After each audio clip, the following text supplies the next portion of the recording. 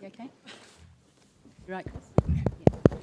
Good afternoon, everyone, and welcome to the special meeting for September for the Toowoomba Regional Council. As you know, the meeting is open to the public and will also be live streamed.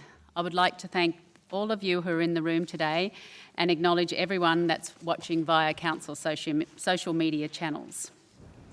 I'd like to acknowledge the Mayor, Councillor Carl, my portfolio leader, councillors, CEO, General Manager of Planning and Development. I'd like to start the meeting by acknowledging the Aboriginal parties whose songlines traverse these lands we meet on today, the Western Waka Waka, Guybil and Jarrawa peoples, and pay respect to elders past, present and emerging, for they hold the knowledge, rich traditions and bold ambitions of Australia's First Peoples. We don't have any apologies or leave of absence today, so we need someone to move that. We have a suspension of standing orders. Could I have someone move that? Councillor McMahon, Councillor Summerfield, all those in favour? It's carried. We move to item number 4, which is the development application for a development permit for a material change of use crematorium, pet crematorium, located at 36A Vanity Street, Rockville. And Chris, you will take us through it. Thank you. Thank you, Madam Chair. Good afternoon, councillors, council officers, ladies and gentlemen.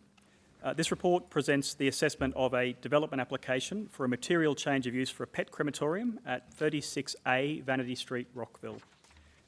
The site is in the low impact industry zone and is affected by the airport environs overlay. Would we be able to bring up attachment 1, please, and figure 1?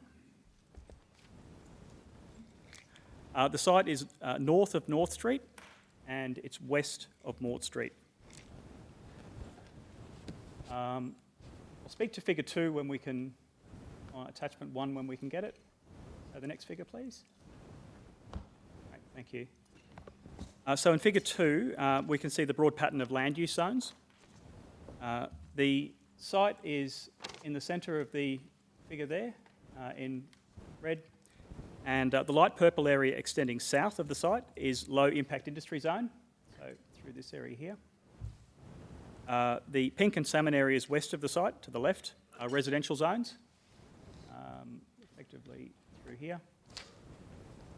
The orange or apricot colour north of the site is the emerging community zone, which is intended for future urban development. If we could go down 2 figures to figure 4, please.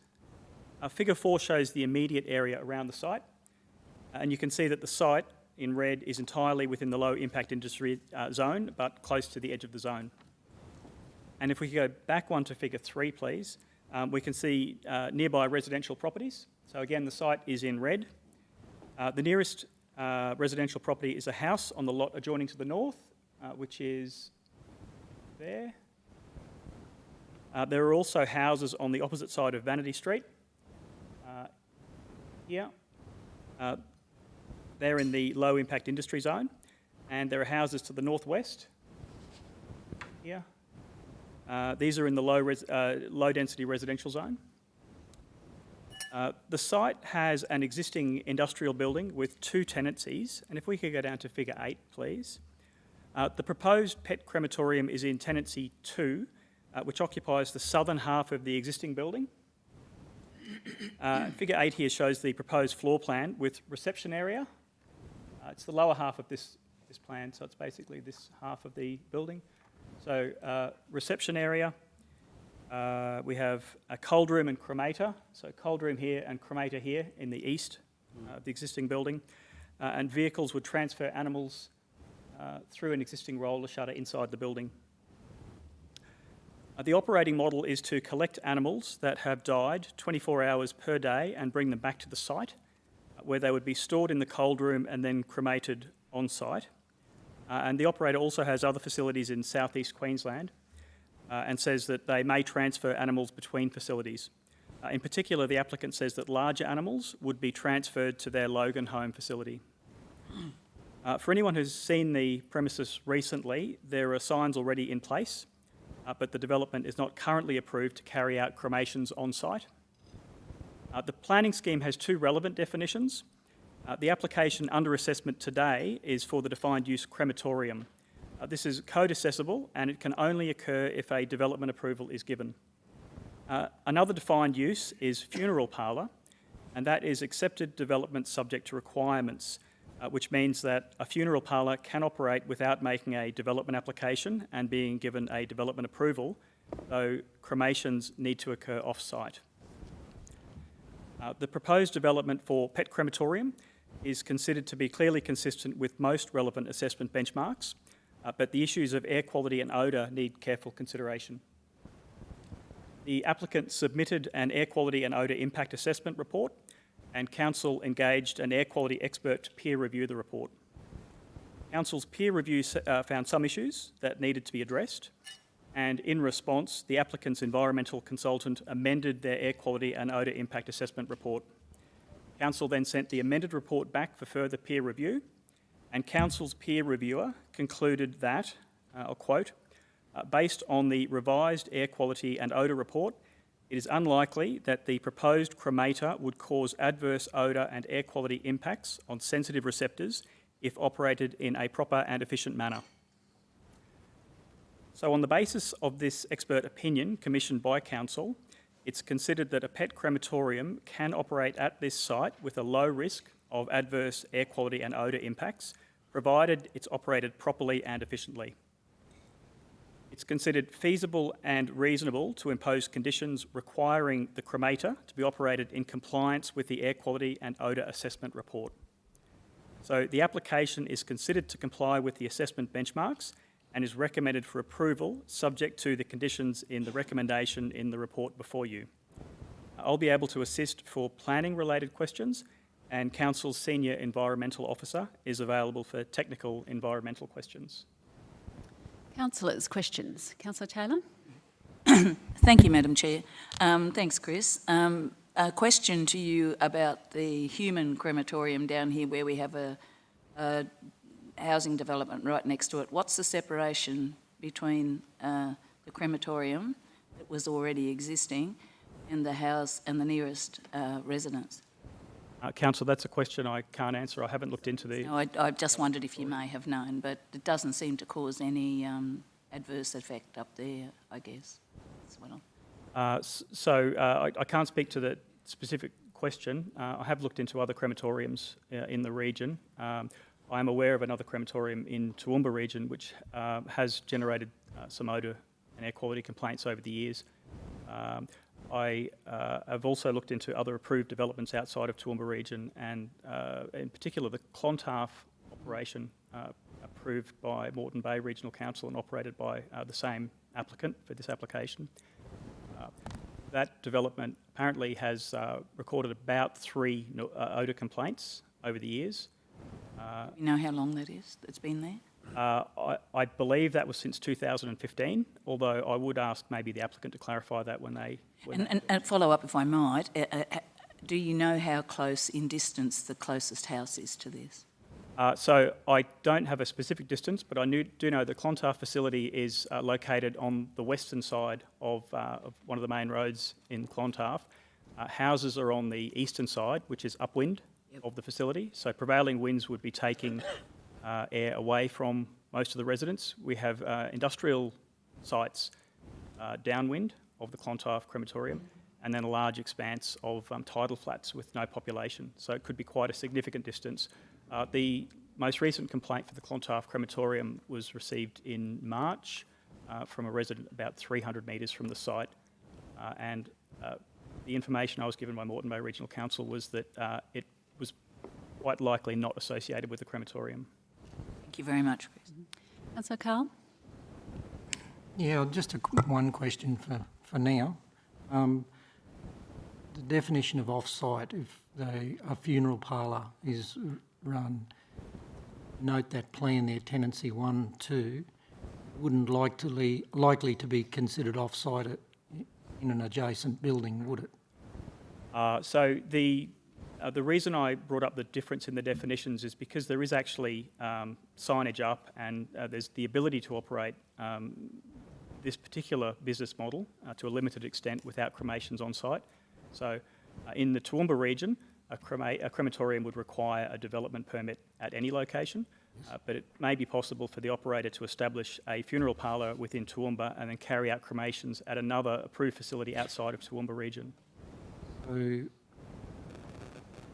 if I understand this correctly, is a funeral parlour service being operated here now? That's correct. So if the crematorium goes ahead, the funeral parlour would have to stop. I don't know that they are mutually exclusive. I don't see any conflict between a funeral parlour operating from the site and then a further approval being obtained to operate a crematorium in order to actually undertake the cremations associated with receiving of the bodies. I must be getting something wrong here. Is it just said they can't operate, they have to cremate off-site? Yes, so there are two relevant defined uses. What we're looking at today is a development application for a crematorium, and that's code accessible, and odour impacts, air quality impacts are quite significant issues that need to be considered. There's another defined use which is relevant, and that is funeral parlour. And funeral parlour, in certain circumstances, doesn't require a development permit or an application. So someone with the right business model and the right site can simply go in and start operating without requiring council's approval due to the limited impacts. Don't have any problems with that, but I do have some concerns with your statement that funeral parlour and the crematorium can't be operated on the same site. I don't see any conflict between the two uses operating on the site. Well, then why... Madam Chair, am I misreading something here? Well, I'm not sure the question that you're asking, Councillor Carl. I thought it was pretty clear. Crematorium and a funeral parlour, according to what you said before, can't operate on the same site. If they have to be cremated off-site from the funeral parlour. That's what you said. So to clarify, if this development application is not approved today, the site can continue to operate without further consent from council for a funeral parlour. Well, I wasn't asking that, but I wanted to qualify. It's either one or the other. They're not mutually exclusive. I don't see they're mutually exclusive. However, the crematorium use, I would suggest from the definitions, would absorb funeral parlour. Funeral parlour would be for receiving bodies, perhaps. Confused? Can I have a comment from Natalie? Thank you. Maybe said a different way, we might get a bit more clarification. Thanks, Chris. Councillor Cahill, I think what Chris is trying to say is if the crematorium is approved, the funeral parlour aspect will be ancillary to the crematorium, so it will operate as the primary use with the other aspect being ancillary. In the absence of council granting the approval today for the crematorium, he's suggesting that the funeral parlour can continue to be used on that site. I must have misinterpreted because I thought I heard that cremations had to happen off-site. But anyway, that's fine. I've clarified the fact that this could be a joint facility. Okay, happy with that. Councillor O'Shea? Yeah, thanks, Madam Chair. Question probably to our environmental officer, or it may even be one the applicant can address. I just had some concerns, or I just wanted some qualification around obviously one of the main issues around this team seems to be around air quality and odour impact. So obviously once the first report was submitted, we had some issues with that. There were some anomalies with it. They were addressed. And then my concern was, I guess I just wanted assurance around, and it says based on the revised air quality and odour report, it is unlikely. Will it or won't it? I guess that's, from a community point of view, I would have thought that the report's either yes or a no. Or is there some, Councillor. Thank you. Chair. Yep, thank you. The modelling that was done by Assured Environmental in the applicant's report was quite comprehensive. Council wanted to make sure that the modelling didn't have any variances within it, so we requested from the applicant that they provide all their monitoring data that they had taken from Clontarf facility, where they'd actually done monitoring from a similar facility itself. That can be used to validate certain parts of the model. There's two parts to the air quality report, which include climate modelling, and then also the emissions modelling that come out of whatever stack or emissions profile that there is. Those two model sets were given over to our peer review to basically redo the modelling themselves and confirm that the results that the applicant provided were in fact very similar to what the applicant provided. From that point of view, our peer review officers, our peer review consultants from Catestone advised that it could operate so long as it was operated properly and efficiently. So the modelling shows that the emissions are well under the assessment criteria. It's now up to the operator to run the facility in the manner in which it is presented in the air report and the odour management report that is in the back of the document, both of which are endorsed as conditioned plans.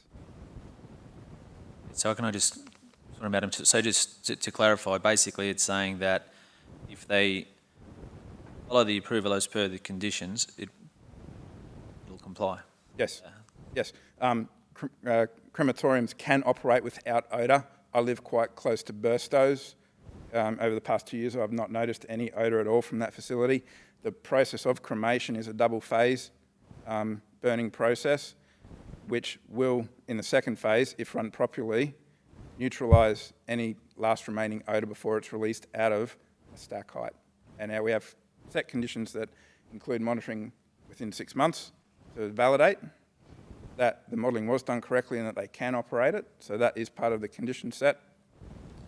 And we have a full set of emissions criteria within our conditions as well that can be auditable in the event of a complaint.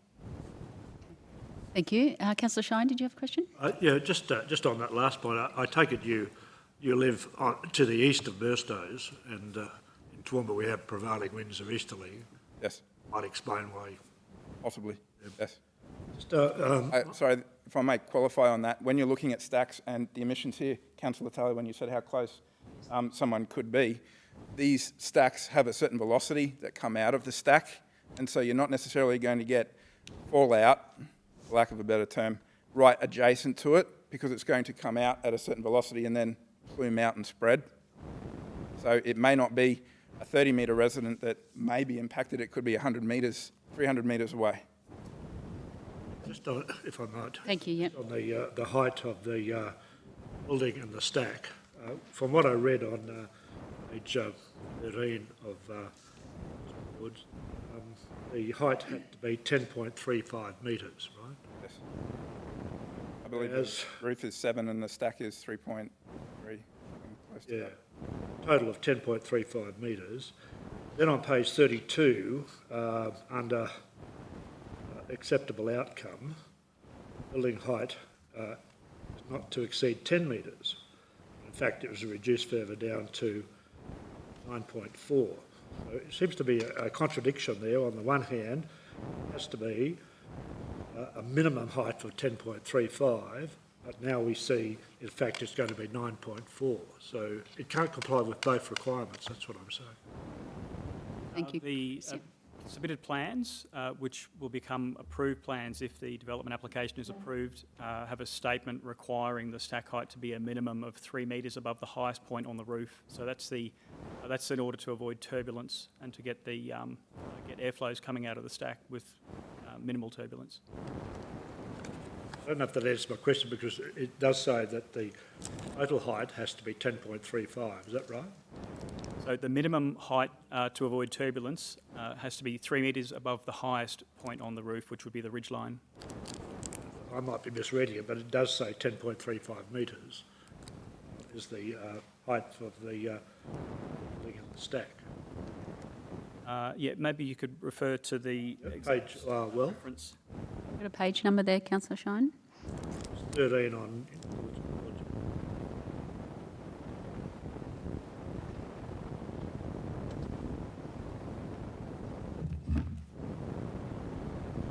Page 13, sorry, of...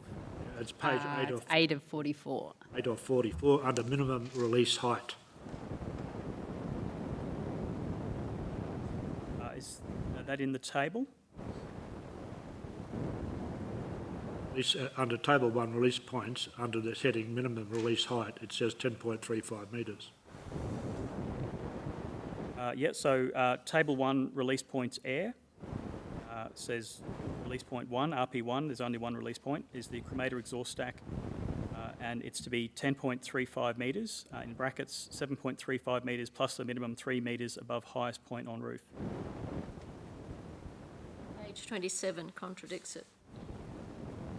Page 32 as well.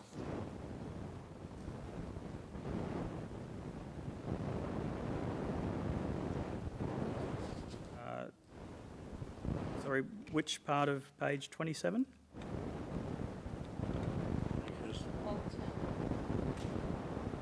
So on my page 27, I have paste from the relevant planning scheme codes and then a description from the applicant. So the applicant says the existing approved industrial premises will be maintained. The development does not include additional building works or operational works. The combined height of the existing building and proposed 3 metre stack will be 9.4 metres. I would suggest what's happened there is this material was given in the original application. The original application gave a description and a statement against various parts of our planning scheme, and it was supported by an air quality assessment. Following that, Council requested an odour and air quality impact assessment, which they submitted. That may have had implications on the overall height of the stack. And then following that, the air quality and odour impact assessment was then revised. So we're on our third air quality and odour report. I suggest that 9.4 metre reference has been superseded. With respect, well, councils will take that into account, making their decision, no doubt. Councillor Summerfield?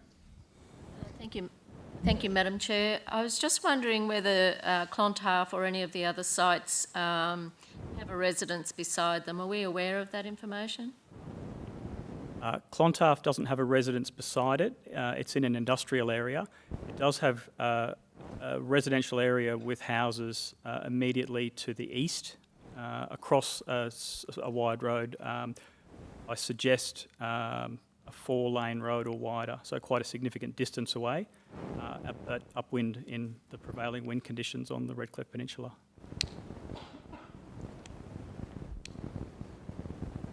Councillor McMahon? Thank you, Chris. I'm just looking at page 13 of the report, 18 of board books. It talks about environmental harm, and I appreciate that the odour quality said unlikely, as Councillor O'Shea pointed out, but this paragraph, as I'm reading, no person should cause any interference with the environment by way of, for example, smell, fumes, etc. We have to take that into account, and how does that marry in with this peer-reviewed odour report? Which one has precedence in that regard? So you're actually referring there to the standard conditions that Council applies. So normally we have standard conditions. We'll have particularly drafted conditions to deal with special issues for each development application, and we'll have general advices that follow. This is a general advice about complying with the state government requirements under the Environmental Protection Act. The assessment that Council has undertaken has determined that the development can be operated without breaching the operator's obligations under the Environmental Protection Act. Thank you. Councillor Carl, you had another question? Further to that, Madam Chair, on page 2 of 44 of the actual report, it talks about nearest dwelling house, 2 metres, estimated 20 metres horizontal separation of the stack, and it talks down in the last sentence in the third paragraph, location represents a clear risk of ongoing adverse air quality and odour impacts for current residents and future residents should it not comply with the assessment benchmark, blah, blah. And then further down in italics it says, and you've quoted this, based on a revised air quality and odour report, it is unlikely that the operator, a proposed cremator, would cause adverse air, blah, blah, blah. It says, if operated in a proper and efficient manner. On attachment 4, I read that, and there's some pretty serious byproducts, albeit under acceptable limits. The concern I have is if operated in an efficient manner. The trouble is when we find out, if and when we find out that it isn't operating in an efficient manner, it's as a result of a complaint, because we don't have officers driving around policing this stuff.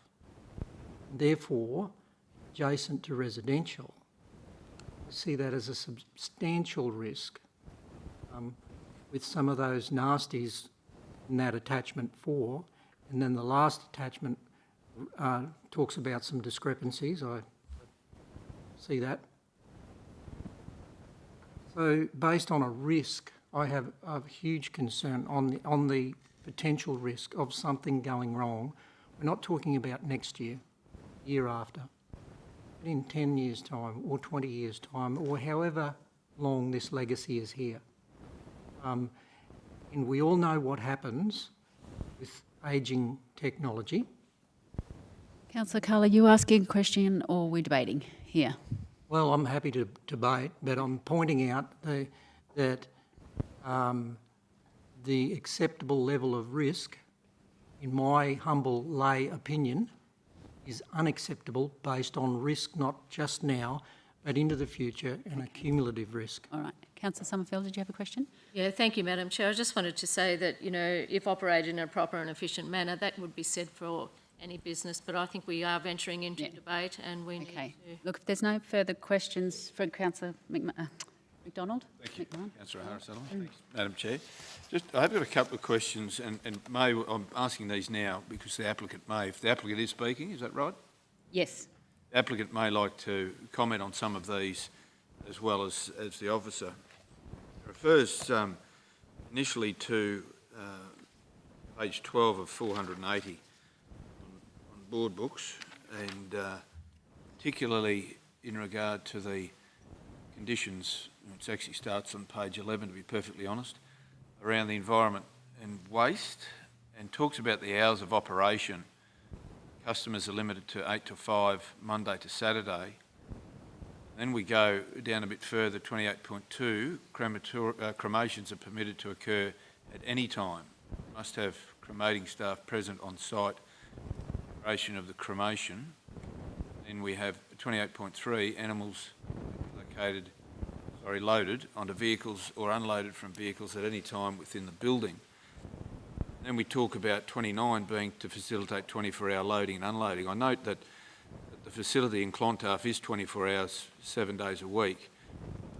So we need to decide whether we have this as 24 hours or we keep it all operations limited times of 8 to 5, Monday to Saturday, or the times that are mentioned down a little further around the mechanical plant, which talks about 7 o'clock, 10 p.m.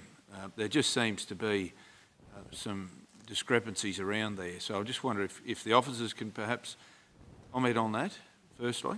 Yeah, I'll just ask Luke, the Environmental Officer, would you like to speak to the hours? Councillor, through the chair.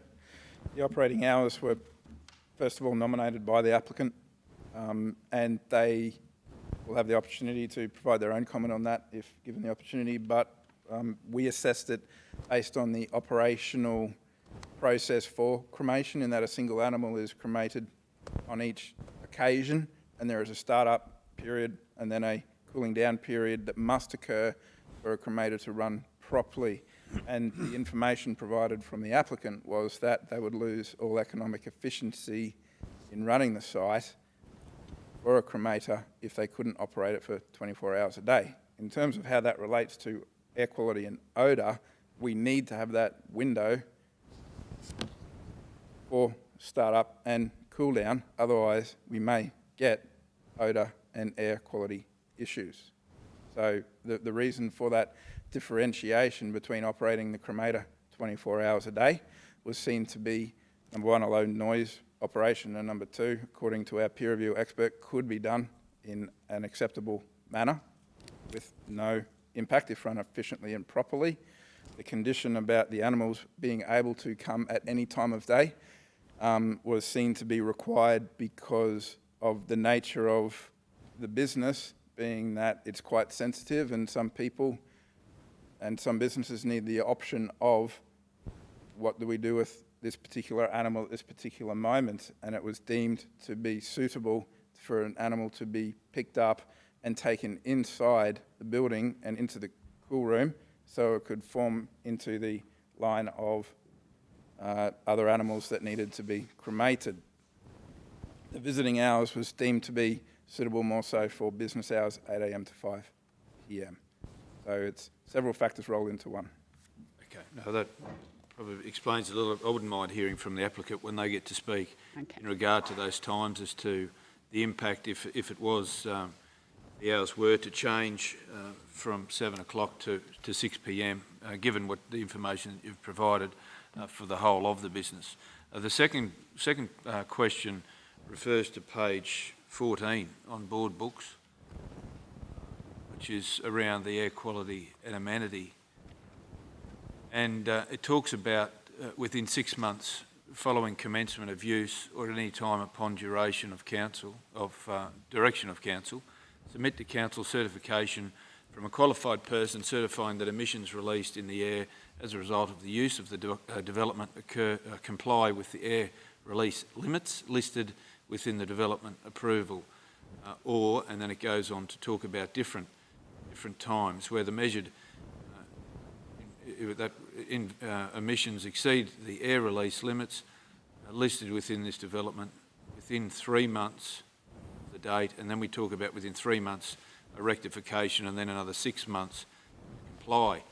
I'm just wondering on those timeframes, and again it might be a question for the applicant when they talk, in regard to if there is an issue in regard to air quality and amenity, it just seems to be an inordinate amount of time to have it rectified. Would be, according to that, up to 12 months or longer. And I'm just wondering whether we shouldn't have the opportunity to reduce those timeframes. And I guess I'm just flagging that as perhaps something the applicant could talk to.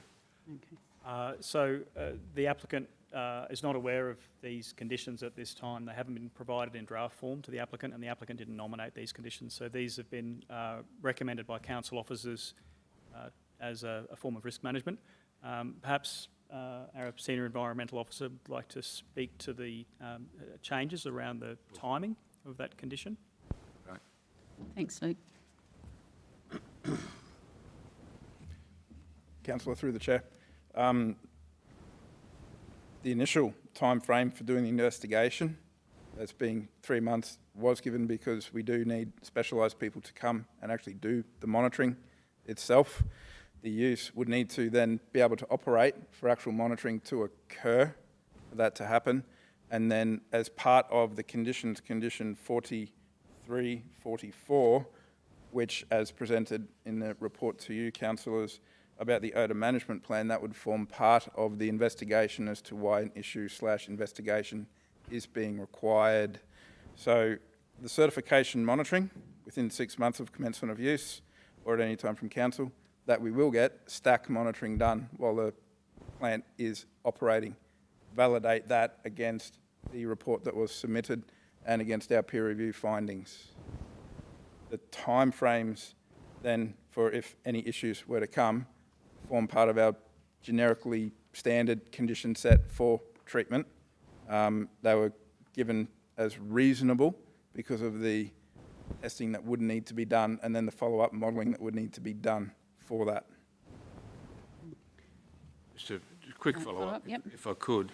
Just in regard to the sensitivities of what those air quality and amenity issues might be, I wondered whether 40.2, if that's the case, it says within 6 months, 40.2C in fact, within 6 months of complying with condition 40.2B, or upon direction of council, submit to council certification from a qualified person certifying that the emissions release in the air as a result of the are correct. So that's another 6 months on top of that, or someone else to monitor that. So we start from ground zero, basically, I assume. Yes.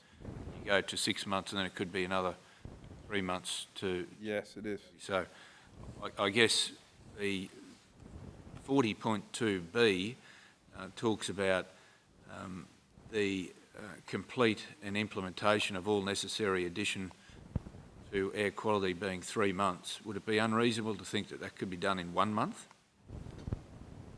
The rectification works. So you get the assessment done and what have you, and they say you need to do this, and we've given them another 3 months to fix that. Could you shorten that period up?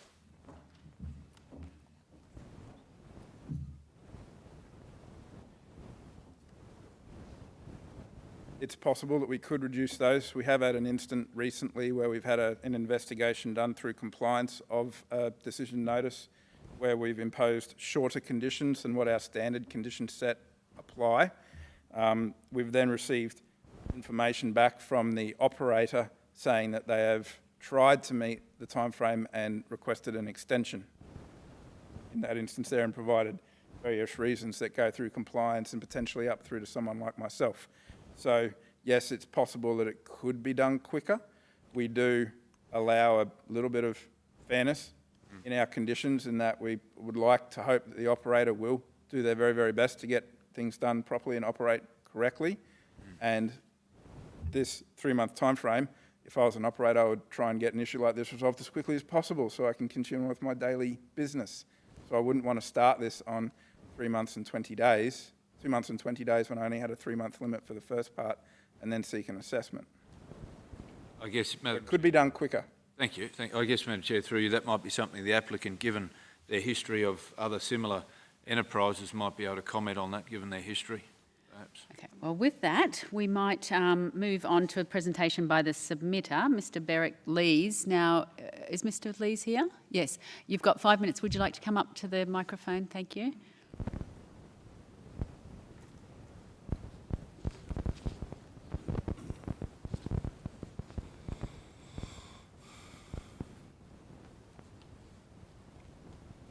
Got my timer on you here too, Beric, so.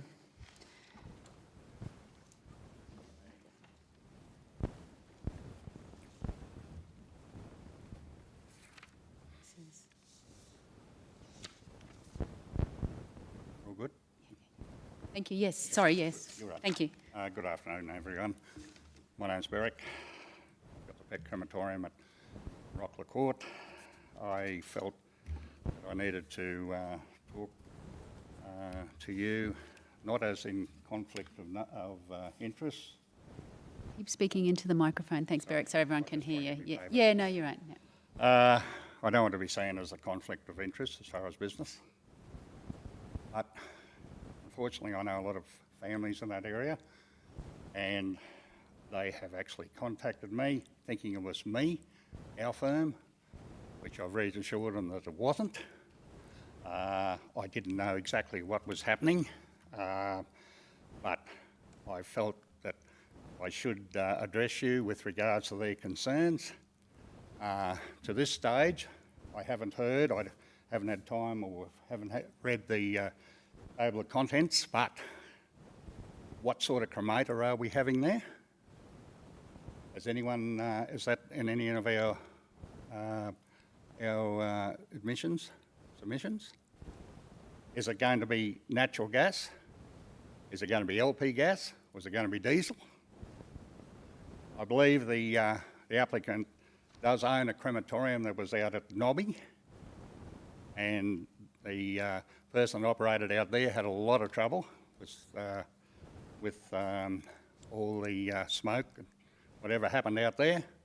I only got it second hand because we look after our own business.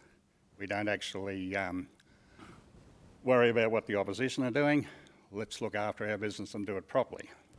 Now, a cremator is like a car. It's how you drive it. If the cremator depends how it's loaded, time you take to cremate, the failures in the crematorium, and human error and pressure. In other words, human error means that they've tried to take shortcuts or they've been pressured to cremate more. Now, as we know, Toowoomba is a very, very windy spot. And I believe in all the research I've done, that probably 80% of our wind comes from mainly the east, the north, and also the south. The rest is only from the west. Now, the location of now today, I think we're up at about 28. It was in the easterly direction, and I believe it's running at 20.4 kilometres an hour from the east. Now, we have got a location where on the western side of this building, the elevation goes up. With that elevation going up, the house beside will certainly not be affected. The house probably 20 metres won't be affected, but everyone else will be. Now, you've got the North Ridge Solom Aged Care, which is only about 600 metres as the crow flies. You've got Barley Henderson, which I believe is a new hospital is going to go over there. So if we got a southeasterly or a southerly, it's going to go straight to our new hospital setup. We are 1.6 kilometres from the Wilson and Stool. We are 600 metres to the Rockville Primary School. I was a human funeral director for 20 odd years. I own my own firm. I've been here 13 years. Our crematorium's been approved for 10. I've got my complaint book here, which by law we have to have it. Our last complaint was on the 5th of the 12th, 16, and we were led to believe that that was rubber being burnt by somebody else. So it took us a while to get everything functional and to work properly. Now, I think the main thing is that anyone, and I know this company are a good company. They also have Logan Home. They have Conflaff. Logan Home is, I believe, had problems, but I dare say they have corrected that. So what I'm more concerned about is if we're going to have a crematorium over there that has complaints, what about the rest of us? Are they going to accuse us? The location is not right for a crem to be put in because of our winds and the elevation of the houses right around it. Mr. Les, I might get you to wrap up if you can. Okay. One last thing. We're less than 1 kilometre from St Andrew's Hospital. Thank you. Okay. Thank you. Is there any questions of the submitter from the councillors? Councillor Summerfield? Thank you, Madam Chair.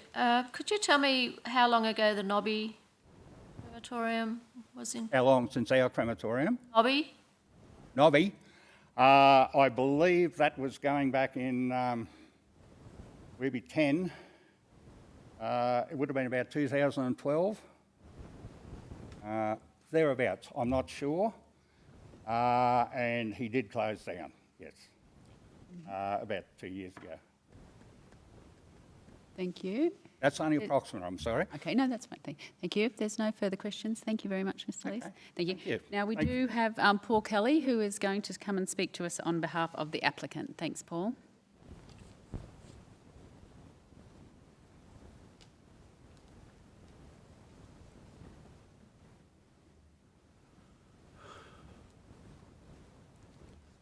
Through the chair, councillors.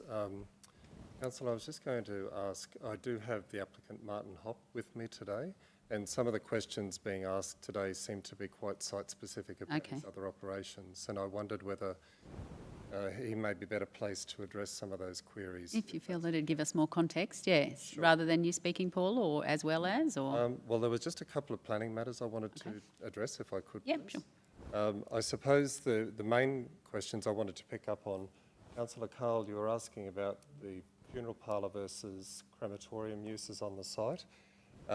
When we had the pre-lodgement meeting with council, the applicant did seek to try to commence operations there under the funeral parlour definition, whereby he could meet with clients and discuss what's involved with pet cremations, but then the actual cremation itself would happen down at his other facilities in South East Queensland. So in order to make sure there was no concerns about that, we sought an exemption certificate from council before this application was lodged for a funeral parlour use to happen on that site. So if council did actually agree to approve to have the crematorium use to happen there, the two uses could happen in conjunction with each other. As Natalie was saying, one could be ancillary to the other, but the funeral parlour was more about meeting with people that are wanting to have their animals cremated. The crematorium component was more about the actual cremation itself. In terms of hours of operation, Councillor McDonald, the reason, and I'm sure Martin will be able to speak further to this, but we did seek the 24-hour operation for the cremation aspect of the use. As Luke was saying before, because you do have to have the machine go through a period of heating up and then cooling down, so that when the animal actually enters the chamber, it's a very efficient means to actually cremate the body, and the actual cremation itself does not need to occur for as long a period. Plus too, if it's at a high enough temperature, odour is not going to be the issue then. And that's part of these reasons why a lot of these conditions talk about being operated efficiently. It's because of having the machine in the right state, temperature-wise especially, to make sure that cremation happens as it should. I think also too, and certainly when Berwick was speaking there before, I assisted Berwick with his application in 2010, I think it was, and I think probably something to be aware of there with Berwick's operations and also the other operations operated by Martin down at Logan Home, Clontarf. These are animal cremation facilities that take large and small animals. And so, like for Berwick's, there's a large animal cremator and a small animal cremator. I think the point of difference needs to be shown that this application is only for a small animal cremator. If Martin were to receive any large animals, they would get cremated at the other facilities that he has to be able to take animals of that size. The specs that have been included at the end of the odour modelling report, if you look into those in detail, they will actually show the chamber size of this cremator, and the chamber size is such that it can't take a large animal. Mm-hmm. The other important aspect to that is that if it is only small animals being cremated, the actual cremation, the extent of cremation is much shorter. We're talking 30 to 40 minutes. Mm-hmm. So it's the nature of the development itself is actually limiting the extent of cremations happening there by the size chamber that's being made available and only having one cremator made available. Lovely, thank you. So you've addressed all your planning issues. We're going to run out of time. Yes. We might have Martin, thank you. Scoot up here.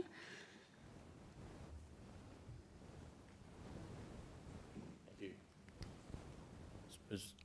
Answer questions, or do you want me to? You didn't want to make any points? Just quickly, we've been going for 22 years, so Pets and Peace has been going for 22 years. We've actually got 3 locations already that have crematoriums. One's in Hervey Bay, one's in Clontarf, and one's at Logan Home. Logan Home Crematorium has 3 cremators in it, and it's been operating for the whole 22 years. Now, it had 1 to start with and growing, but it's got 3 cremators in there now.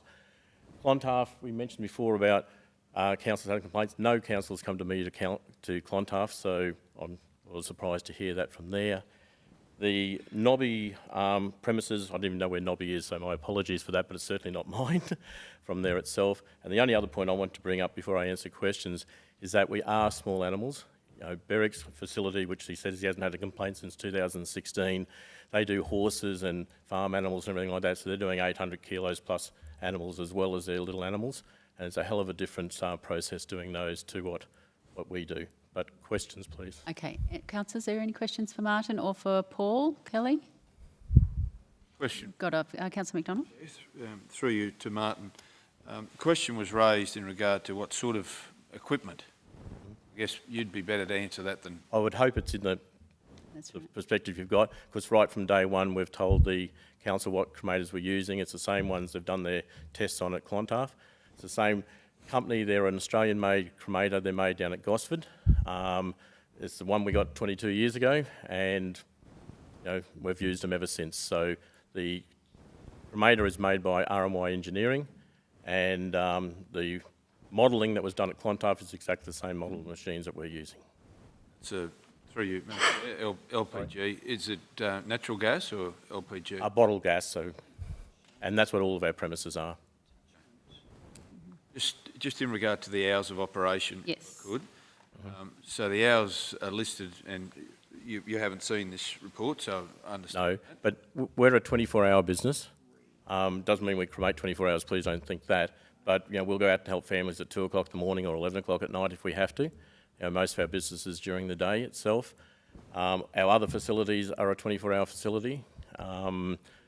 The offices are only open 9 to 5, 8 till 6, whatever business trading hours is. But all of our facilities are classed with councils in their area as a 24-hour facility.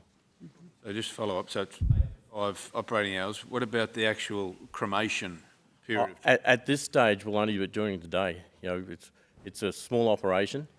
So at this stage, the operation, as in cremating, will only be during daytime hours. But as we grow or whatever else, with timing and all that type of thing, the machines themselves, as they've got to be cooled up and cooled down, so there's a time span for the whole thing to be on. And we also do viewings of cremations, so family can come and watch the cremation if they want to. So all of that to be done during daytime hours. So that between the 8 to 5, if the 8 to 5 hours are the hours... Right now, with the numbers that we're doing and everything else, yes. But as I said, you can only do so many pets in a day because they're all individual in a cremator. So yeah. So I just wanted to confirm the conditions are a bit ambiguous because they allow cremation, I would say, through 24 hours, whereas the opening hours are 8 till 5 in the condition. So you're suggesting that the cremation would be between 8 till 5? At this stage, right from now, if we got the permit today, it would only be 8 to 5 because that's the staff I've got, for sure, yes. Our other locations are a 24-hour location, but the offices are only open 9 to 5, 8 to 5, whatever it is. Thanks.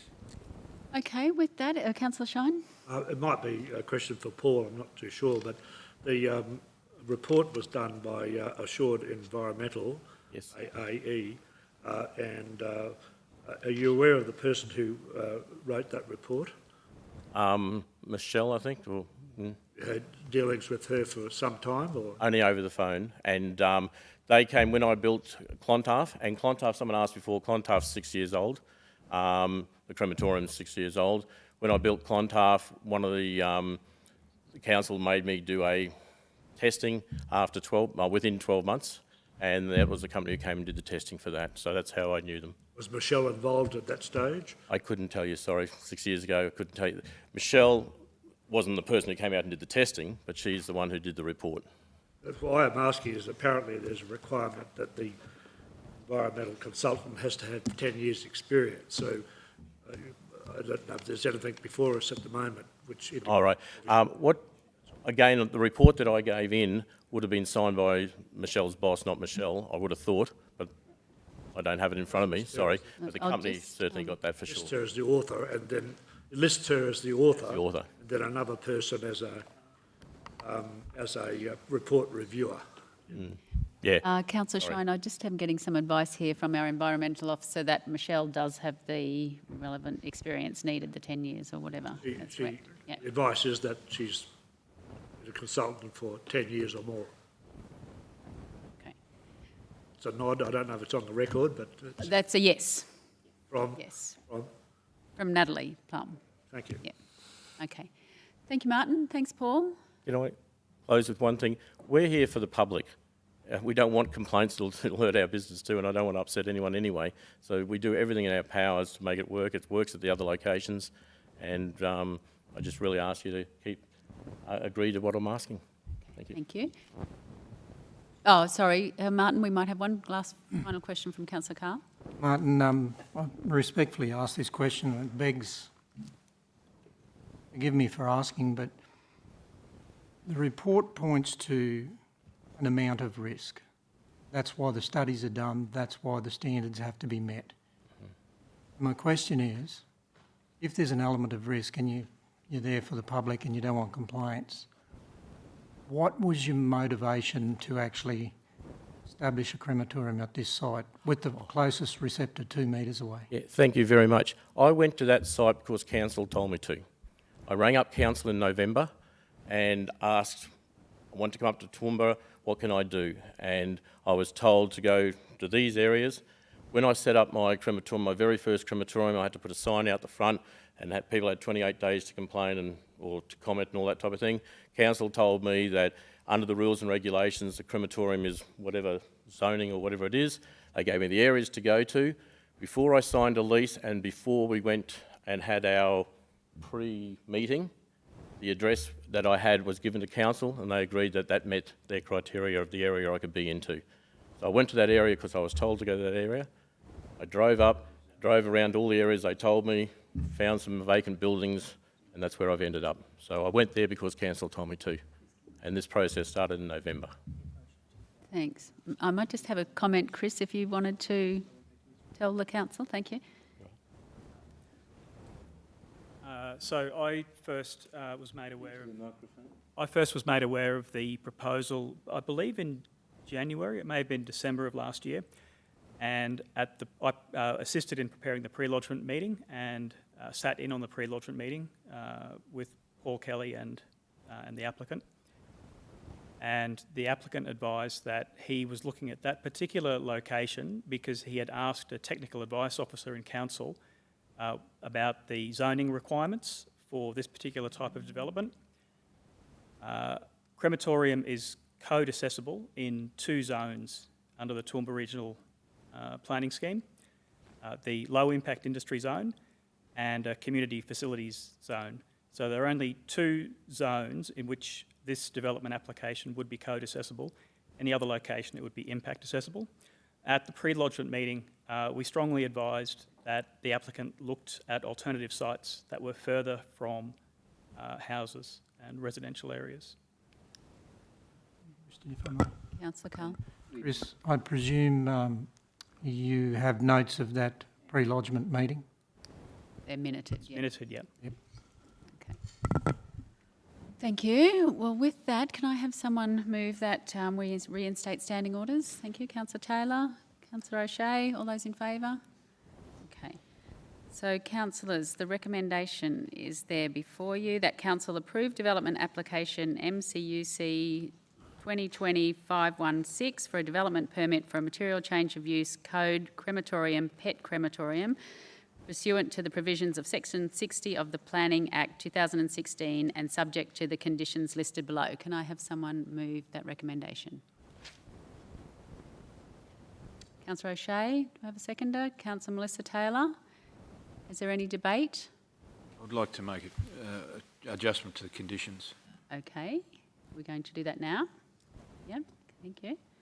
Just need the seconder and Okay. the mover and seconder to agree with it. And based on based on the applicant's knowledge, I'd like to propose that 28.2 looks about cremations are permitted to occur at any time and must have cremating staff present on site for the duration of the cremation, be consistent with 28.1, which is customers are limited to 8 a.m. to 5 p.m. Monday to Saturday, so that the cremations are permitted between 8 a.m. and 5 p.m. Monday to Saturday and must have cremating staff present on site for the duration of the cremation. Okay, so do we have that amendment up? I think there will be some additional changes. So, do you want to make a comment? There may be an additional couple of changes to that, which is 29, which is just 24-hour loading and unloading within the building. So I think Councillor McDonald, 28.3 may also be required to be deleted in condition 29. This particular amendment you're proposing may be given effect by just amending 28, condition 28 to read, unless otherwise approved in writing by council, the approved use is limited to 8 a.m. to 5 p.m. Monday to Friday, and deleting the balance of the condition. The Makes sense. I'm conscious also of the operation of heating up and warming down of the device and the impact that has. Therefore, that may need to be on the machine, which doesn't, I assume, make too much noise unless it's being operated as a cremation machine. But that may have to be open for that period of time. Based on what we've heard, that might need to be on rather than cool down and heat up.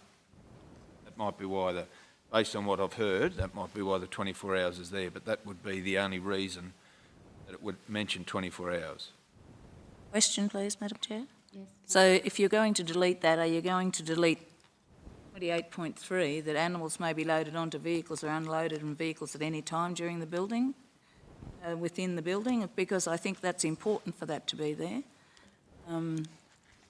And I've given the sensitivity around the animal and what have you, it probably should be there. Absolutely. Reason. It's really more the operation of the cremation process that I'm more concerned about, which to me, given the information from the applicant, daytime, given the sensitivities around, they would know then it's daytime, and the times as per 8 to 5 on Monday to Saturday.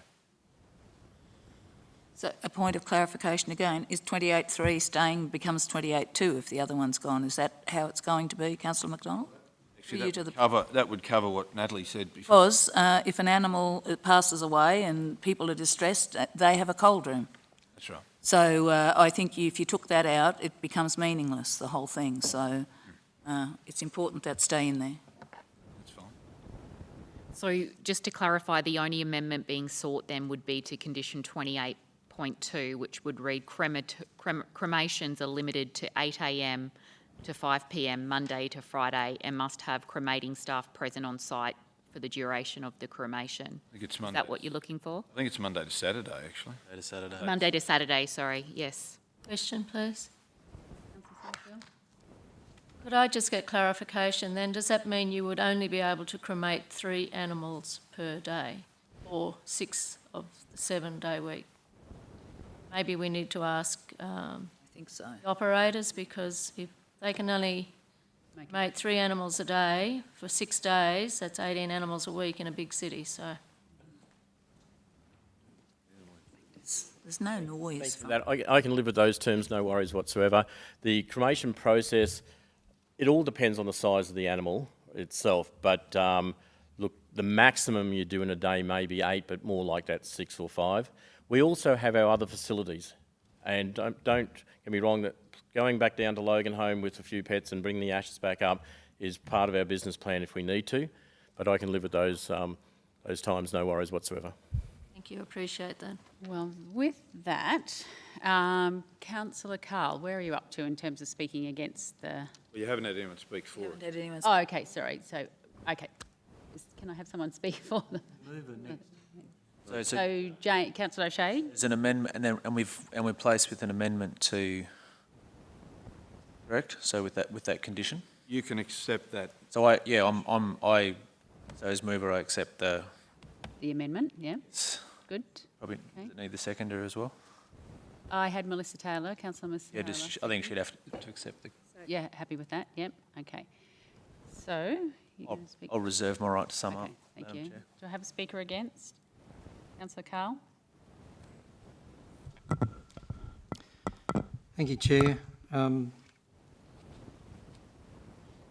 speak against because I raised the issue before. There is an element of risk. And really, honestly, we have to ask ourselves, you live 2 metres from this facility, how would you feel? Given some of the emissions, albeit at an acceptable level, the problem I have with planning is it determines each case by itself independently of any other potential source of accumulative toxic emissions into our environment. So the question begs, and I asked it, why would you go there if it adds to a level of risk or discomfort potentially, if there is, and you know, there are they sound like good operators, but you've got to keep a complaints register, we've heard from the other business owner. If there is an event, it's too late for the periodical reporting, 3 monthly, 6 monthly, the event's happened. And as I said, we don't have the resources nor the mechanism to adequately ensure that there is no risk. This would have been much better in a far more suitable area where the level of potential risk to residential people in the area, people living in residence right beside it, would not be there. I can't, in my right mind, agree with a technical report, and this is the trouble. Technicalities will always win the day. When does common sense actually come into assessing? Now, I know we're here on planning grounds and planning matters, but I can't support it. And it sounds as though that this was the cheapest option to establish this business in this parcel of land, in this area. I don't see that as acceptable. Thank you. Can I have Speaker 4, Councillor Carol Taylor? Thank you, Madam Chair. There's always risk, doesn't matter what you do, and council operates in many, many areas on a complaints system because we don't have capacity to look after things. This application's been assessed by our planning staff team, and I'd just like to point out to councillors we have 2 human crematoriums to our south, and council approved a housing development very close, almost as close as this house, to the crematorium, one of those crematoriums out there. This service, and I have had pets cremated, it's becoming very much, pets are becoming far more than just animals to people, as we have people that live on their own and they're living on small blocks and in units and all those sorts of things. And I think that as long as we have the assessment that's done correctly and we have, they are small animals, so it's only going to be a short period, and if the stack is set properly, there shouldn't be any contamination with air. So I think that being able to access, we have one here, which is a very good service, and if we have another, I mean, for people to be able to assess them locally is going to be much more affordable for them. So I'm satisfied that the quality conditions for the air can be managed, and I don't think it's I mean, we have 2 out here that are human, and we have another one operating here. So I think that it's okay for us to approve this. Okay. Is there another speaker against? Councillor Shine? No, thanks, Chair. No, I'd like to support the remarks of Councillor Carl.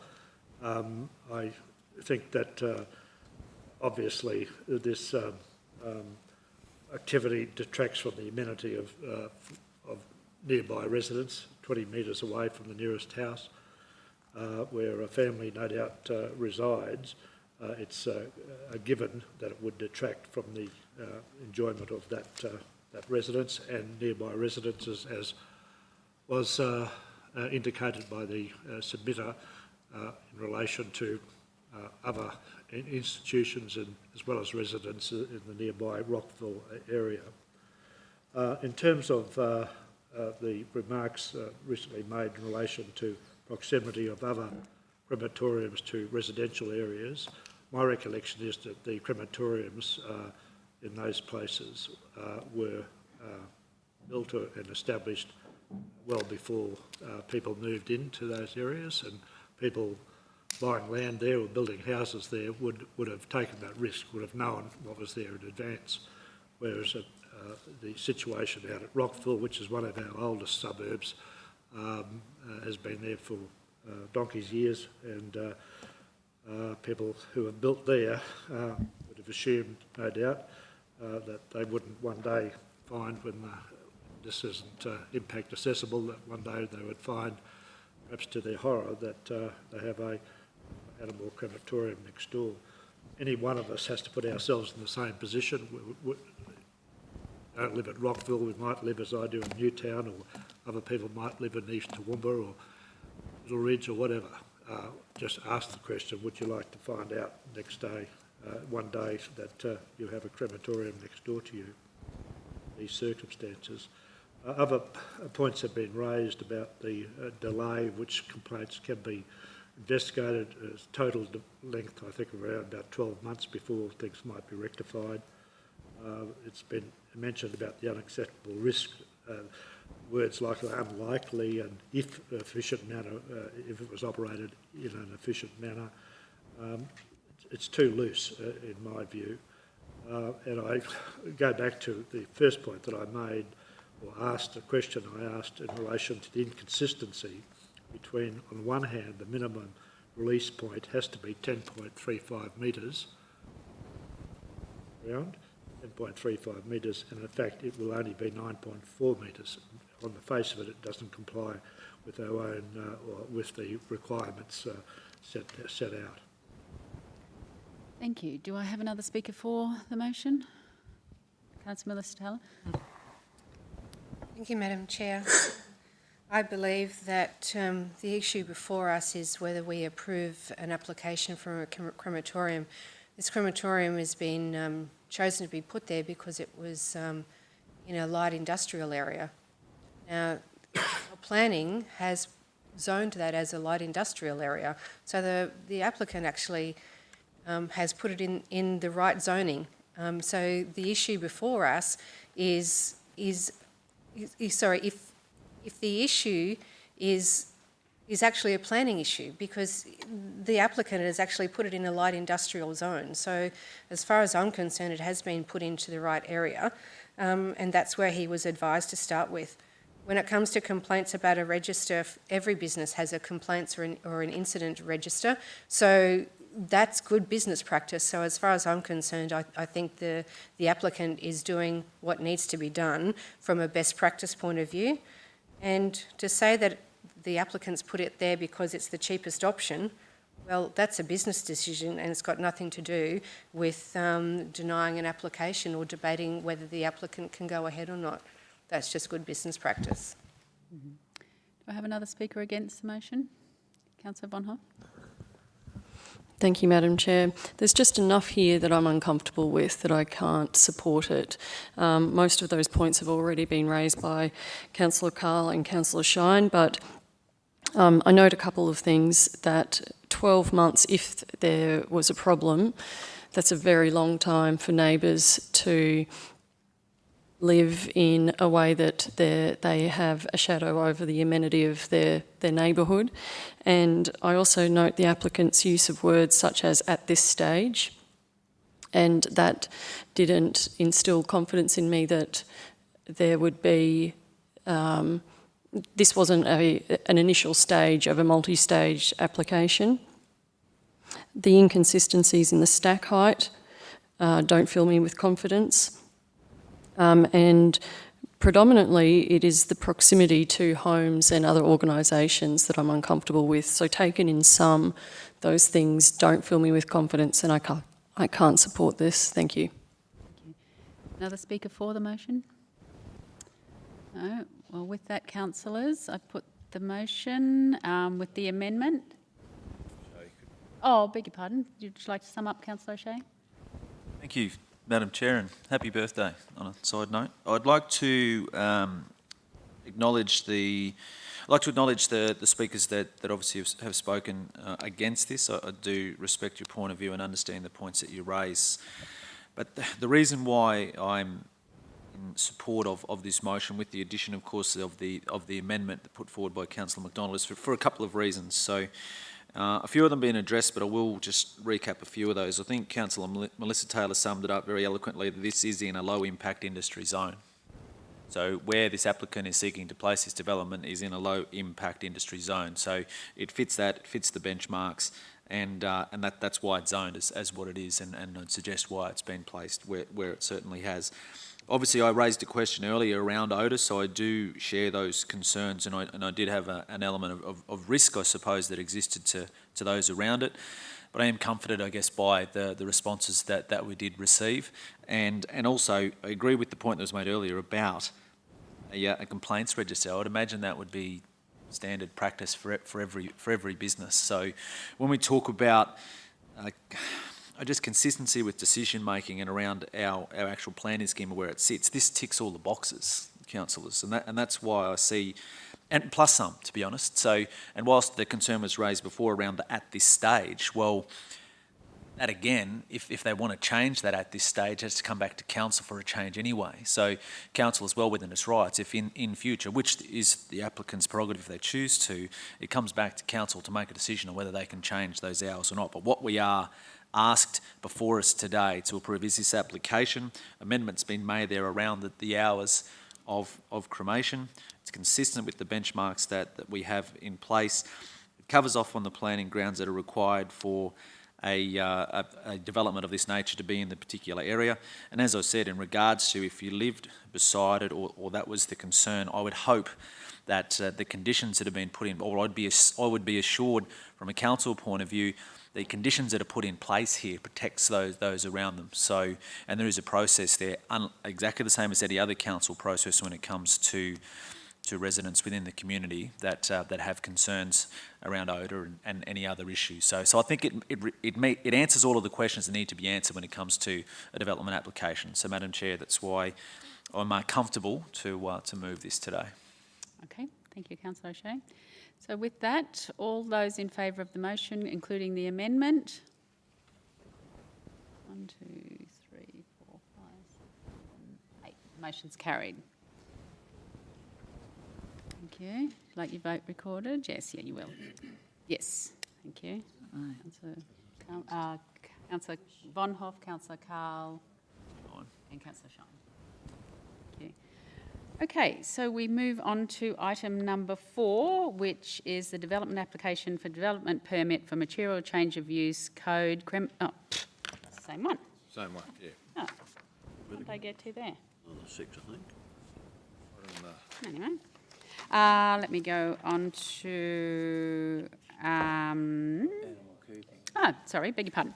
So, material change of use, item number 6, material change of use impact animal keeping 294 Hursley Road, Glenvale. And we have the senior planner, Richard Green, here to speak for us. Richard, I get a pair of sunglasses? I beg your pardon, can I have someone move that we suspend standing orders? I'm going to get it right one day. Councillor O'Shea, Councillor Von Hoff, all those in favour? Really need some visors, Madam Chair. I do. I needed some visors. Thank you, Richard. Thank you. With a bit of initiative to put a blind up.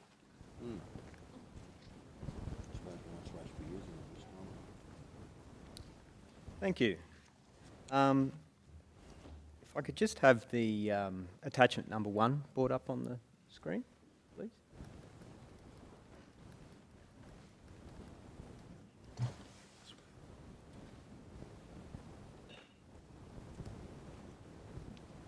Thank you.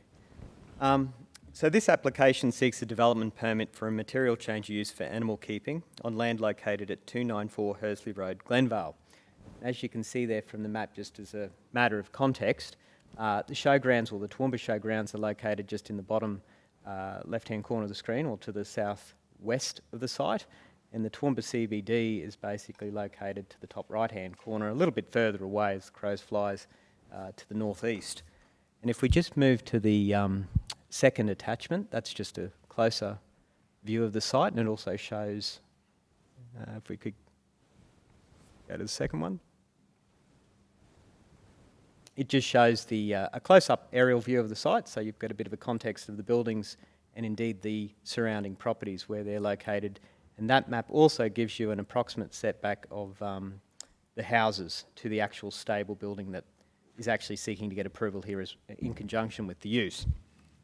So I'll leave it on that screen for the moment and continue. The subject site's 2 hectares in area and is located in the rural residential zone, the 4,000 square metre minimum precinct.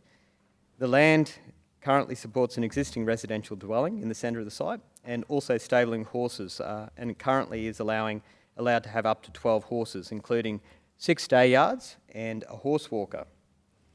The proposal seeks to increase the number of horses that can be stabled on site from 12 currently, which was authorised under a previous development approval issued by the former John Darien Shire Council on the 23rd of April 2004, up to a maximum of 24. The proposal comprises a material increase in the intensity or scale of the use, and accordingly constitutes an impact assessable material change of use for animal keeping.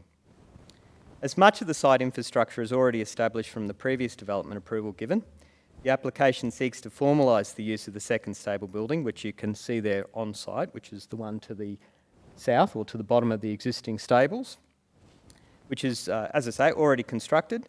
And the structure is approximately 250 square metres in area, has a height of 3.14 metres, and internally includes 12 individual horse stalls and a grooming area. If we could just move to attachment number 4 now, that just gives us a diagram of the actual uses on site. I'll continue to talk. The application seeks to formalise the proposed hours of the operation of the facility as well, and those hours of operation will be 3:30 a.m. to 4:30 p.m. Monday to Saturday, and 6 a.m. to 4:30 p.m. on Sundays. Staffing at the site will consist of 3 employees in the morning and 2 employees in the afternoon. Site activities in general will include horse transportation, which is basically a horse float, carting the horses off to the training and racing facilities. As I said before, grooming areas, exercising areas, which will largely be the horse walker, the round item to the which you can see on the plan. The horse day yards, which there's 6 currently. Feeding and cleaning of the animals, which also includes cleaning of the stalls, the management of the horse manure. Now, as the proposed facility is for private use, the facility will utilise the existing informal car parking options provided on the subject site. The nature of the development is also being a private facility is such that it will not greatly increase the number of visitors to the site also, and vehicular access to the facility will be provided by the existing internal gravel driveway from Hersley Road.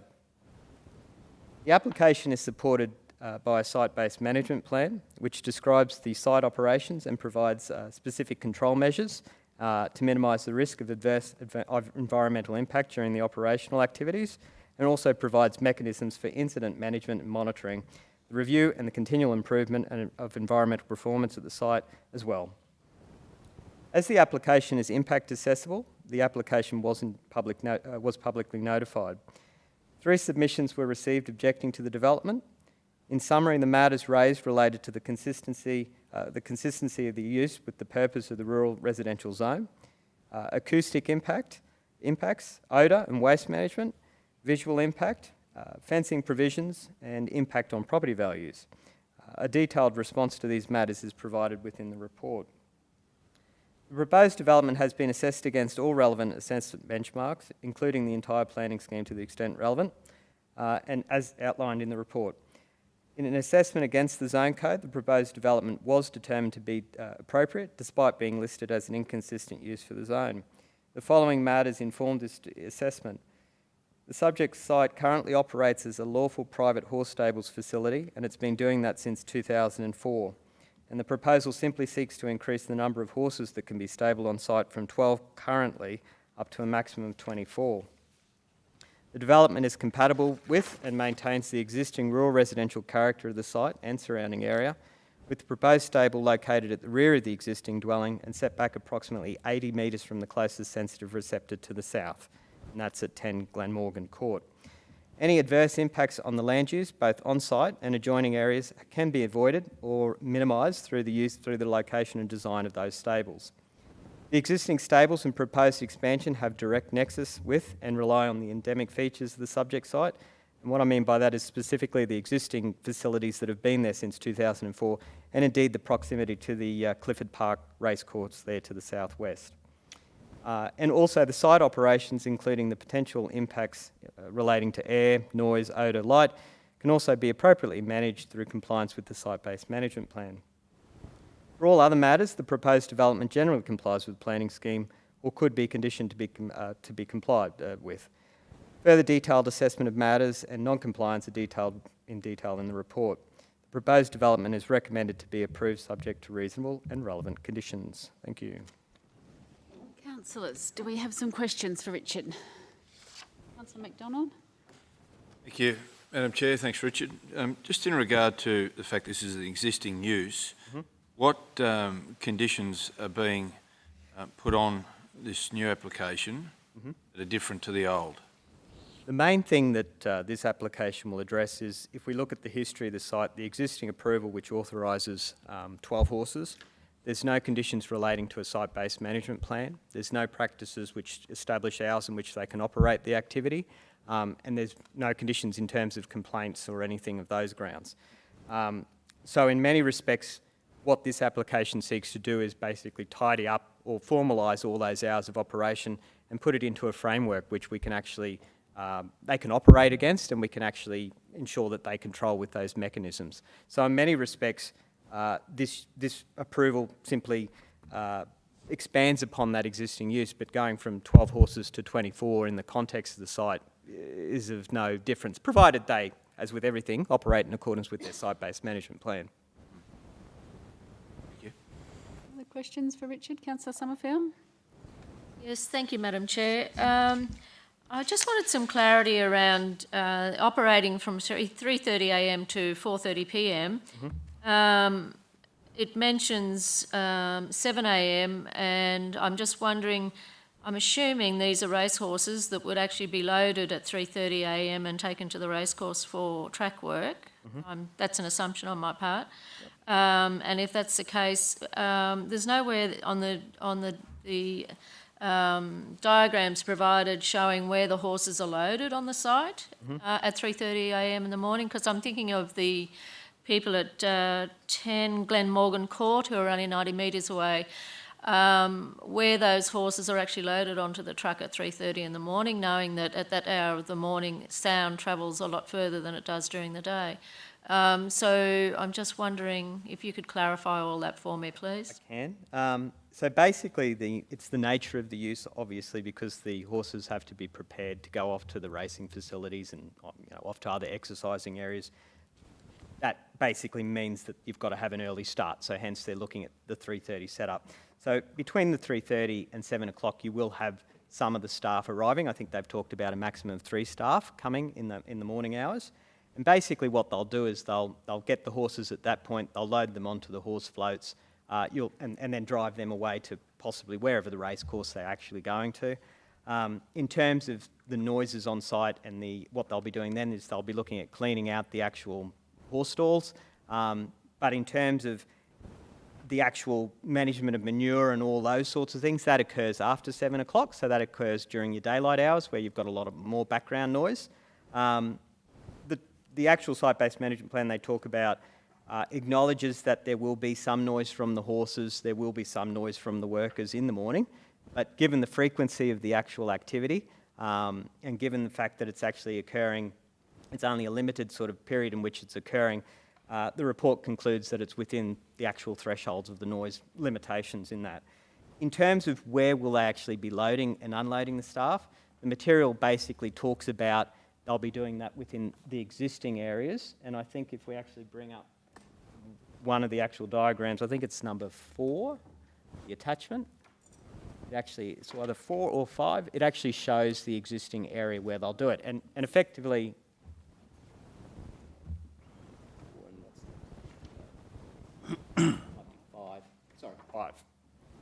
5 actually shows you, if we zoom in, it's basically between the house and the first stable, basically.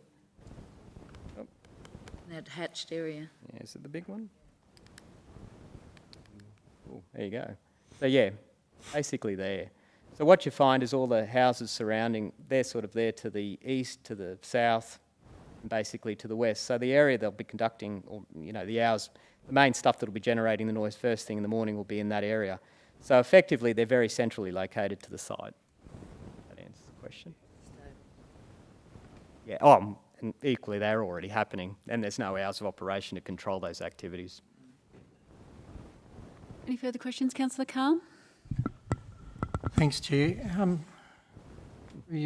Richard, Cooper's Road in Hersley, the corner there, that's the watercourse, albeit a mostly dry one, but that's a natural watercourse down through there, isn't it? I believe, I haven't got a map up, but I think basically you've got... I'm looking at the first aerial shot. Oh, okay. Did we want to bring the attachment number 1 back up, sorry, on the screen? Yeah.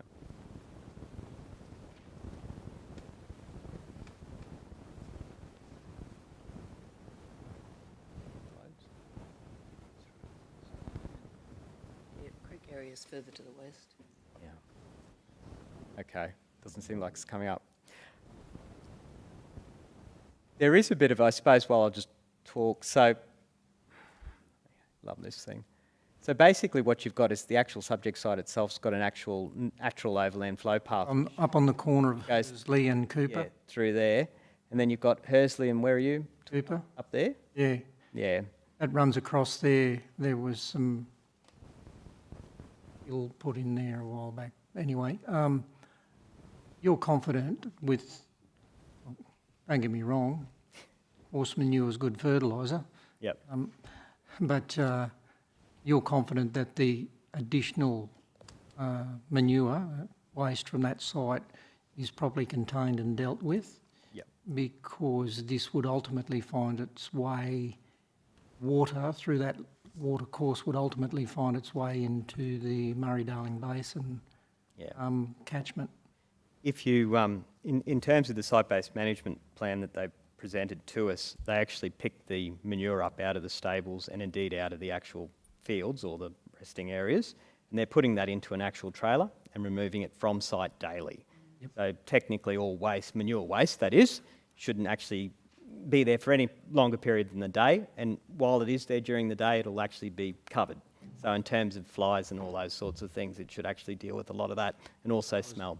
As long as you're confident that they're dealing with that in a manner that it won't be laying around and, you know, get a heavy downfall, and the general fall of that block, if I'm correct, would go towards that water course. Yeah, I think that may be, if you look at some of the history of the site, I think previously they may have looked at actually storing it on site and they put it down in that back corner, which may have generated a little few concerns. But certainly through this new application, they've gone through and identified all those areas which needed to be addressed. And as I say, the horse manure, the loose and the straw, all that sort of thing, all gets picked up during the day, put into a trailer and covered, and then removed from site. Thank you. Any further questions, councillors? Councillor McDonald? Yeah, one quick one, if you wouldn't mind, Richard. Just on page 19 on board books, 19 in the report, 145 of board books, talks about the plan, you know, the noise plan, and it mentions in here the last paragraph of the odour impact, second last paragraph in fact, talks about to ensure that the development achieves compliance with the acoustic criteria listed within the SBMP, which includes compliance with the Environmental Protection Noise Policy. Conditions will be imposed requiring certification to be provided to Council within 3 months from the date of any development approval given. That operation, noise emitted from the use of the development complies with the noise objectives. So then it goes on to say, should there be a measure outside those limits, that there's a 3-month period to be rectified. Period. Is that consistent with other measures? Is a 3-month period, is that consistent with the standard to reply? Yeah. Similar to the first item we were listening to, it's basically, it's an existing operational or use currently, albeit if this is approved today, they'll be able to lawfully have the 24 horses. So whilst we're fairly confident they can achieve the outcomes as per the site-based management plan, this is that additional, I suppose, guarantee, if you will, to ensure that if there is anything missed, that basically someone goes in there, they'll check those noise criteria, they'll confirm them, and in all likelihood, we'll assume they will, but in the event that they don't, this just gives the applicant the period of time to conduct the monitoring and basically ensure that the details are correct so they get enough of a period in which to conduct the noise trials, and then basically impose additional conditions. And they may be things like fencing or sealing the vehicle manoeuvring areas or something to that effect if those sorts of things came up. So yes, in answer to the question, it's, I guess the 3 months is similar to what Luke was suggesting earlier on, I guess an applicant could do it quicker than that, but in all likelihood, 3 months is a reasonable period. Sure, thank you. Any further questions? One last one. If I could. You go, yeah. Just in regard to the vehicles and the requirements for upgrades of the facility there in regard to parking, and given it's an existing use, and it doesn't seem to me to be an excessive increase in numbers of traffic movements, whether that be horse floats or light vehicles, the condition in regard to sealing of particular areas, is that a condition that could be negotiated after this may be approved? It can be. I guess we've taken the approach to say that they do have a certain number of staff. They may have a certain number of visitors. So we've nominated a car parking area to be placed on the plan. Currently, they don't show it. There's certainly area for it. We've conditioned that they resubmit that plan. We want that parking area to be located centrally to the site. We've taken the stance that a gravel surface would be acceptable. But as I say, we set that as a minimum standard. Sure. So indeed, if a report or if indeed the applicant chooses to seal it, they're more than welcome to without a requirement to change that condition. Now, councillors, we don't have anyone to present from the submitters, but we do have James Williams, who is presenting for the applicant. Yeah? Okay. All right. Was there anyone who wanted to question the applicant on anything?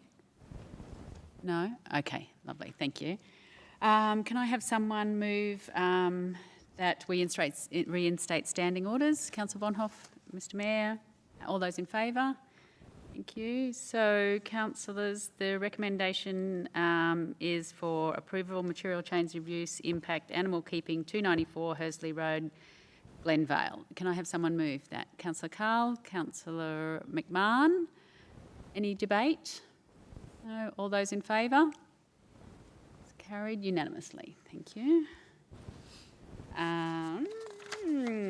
Now, I'll have someone move that we have a suspension of standing orders. I'll get this right. Councillor Taylor, Councillor O'Shea, all those in favour? Thank you. So we move to item number 8, which is the assessment of change representations for a development permit for a material change of use for medium impact industry, soft drink products manufacturing impact, located at 130 Yandilla Street, Pittsworth. And we have Jayden Forbes Mitchell coming to speak to us. Jayden, thank you.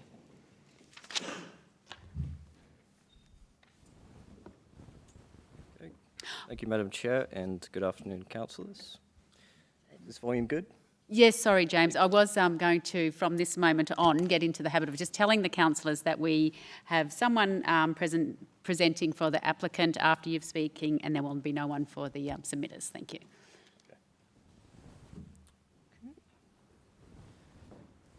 So the report before you considers change representations regarding conditions imposed on a development approval. The representations have been submitted by the applicant as part of a request for a negotiated decision notice for an approved development for medium impact industry, being soft drink products manufacturing at 130 Yandilla Street, Pittsworth. Probably best if we could please get attachment 1, figure 1, just to get an indication of the site location and context. So the development for medium impact industry was approved under delegation on the 6th of April 2020, and a decision notice was issued on the 8th of April with conditions. The approved development is for the reuse of an existing industrial building to produce soft drink and related products, including cordial syrups, iced teas, and bottled water. The total annual production is stated to be 60,000 litres. There is an ancillary shop component for the retail sale and administration of the products that are manufactured on site, and this is to be carried out in the front portion of the building fronting Yandilla Street. We'll mention the site has 2 road frontages, one to Yandilla Street and access to Evans Street at the rear. And all vehicular movement comes in through the site from Yandilla Street and exits to Evans. In the council officer's assessment, the development was determined to be appropriate, despite being listed as an inconsistent use for the major centre zone. For all other matters, the development was considered to generally comply with the planning scheme, or it could be conditioned to comply with the planning scheme. Some of the conditions imposed required engineering works to be performed, internal and external to the site. It is these conditions that are the subject of the applicant's request. The applicant suspended the appeal period on the 8th of May and later submitted change representations on the 4th of June 2020. The applicant, in their change representations, seeks to remove several conditions that have been imposed on the development. Summarised as follows: conditions 43 to 48, relating to the requirement to construct curbing and channelling along the Evans Street frontage of the development site. Conditions 53 and 54, relating to vehicular access from the subject land to Evans Street, requiring an upgraded sealed access in accordance with the relevant standards. And related condition 7, which requires further applications to be submitted to council for assessment of these works, being roadworks and access arrangements.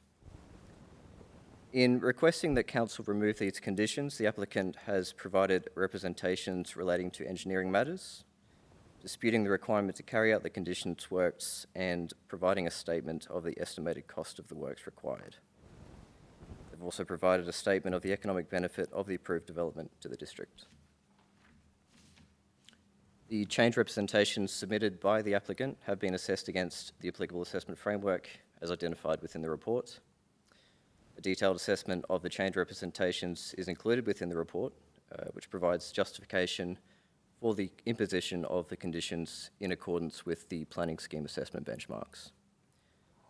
The proposed changes are recommended to be refused. Conditions 7, 43 to 48, 53 and 54, the subject of this application, have been imposed to ensure the development complies with the applicable assessment benchmarks contained within the planning scheme. These conditions are relevant to and not an unreasonable imposition on the development or the use of the premises as a consequence of the development in accordance with the rules of the Planning Act. Thank you. Councillors, any questions for Jayden? Councillor Taylor? Thank you, Madam Chair. Could I actually request, please, that our drainage engineering comment on what's mentioned there? I mean, my understanding of curb and channelling is it's not there for a static value alone. It should be taking water, controlling stormwater overland flow or something like that. And I just need to have clear in my mind, the engineering report supplies says that it would cause ponding and that there is no stormwater, in Evans Street. So if I could just have a comment on that, please. I'll get the engineer, Adam Gould, to respond to that. Could I just get, please, attachment to figure 2 up, please?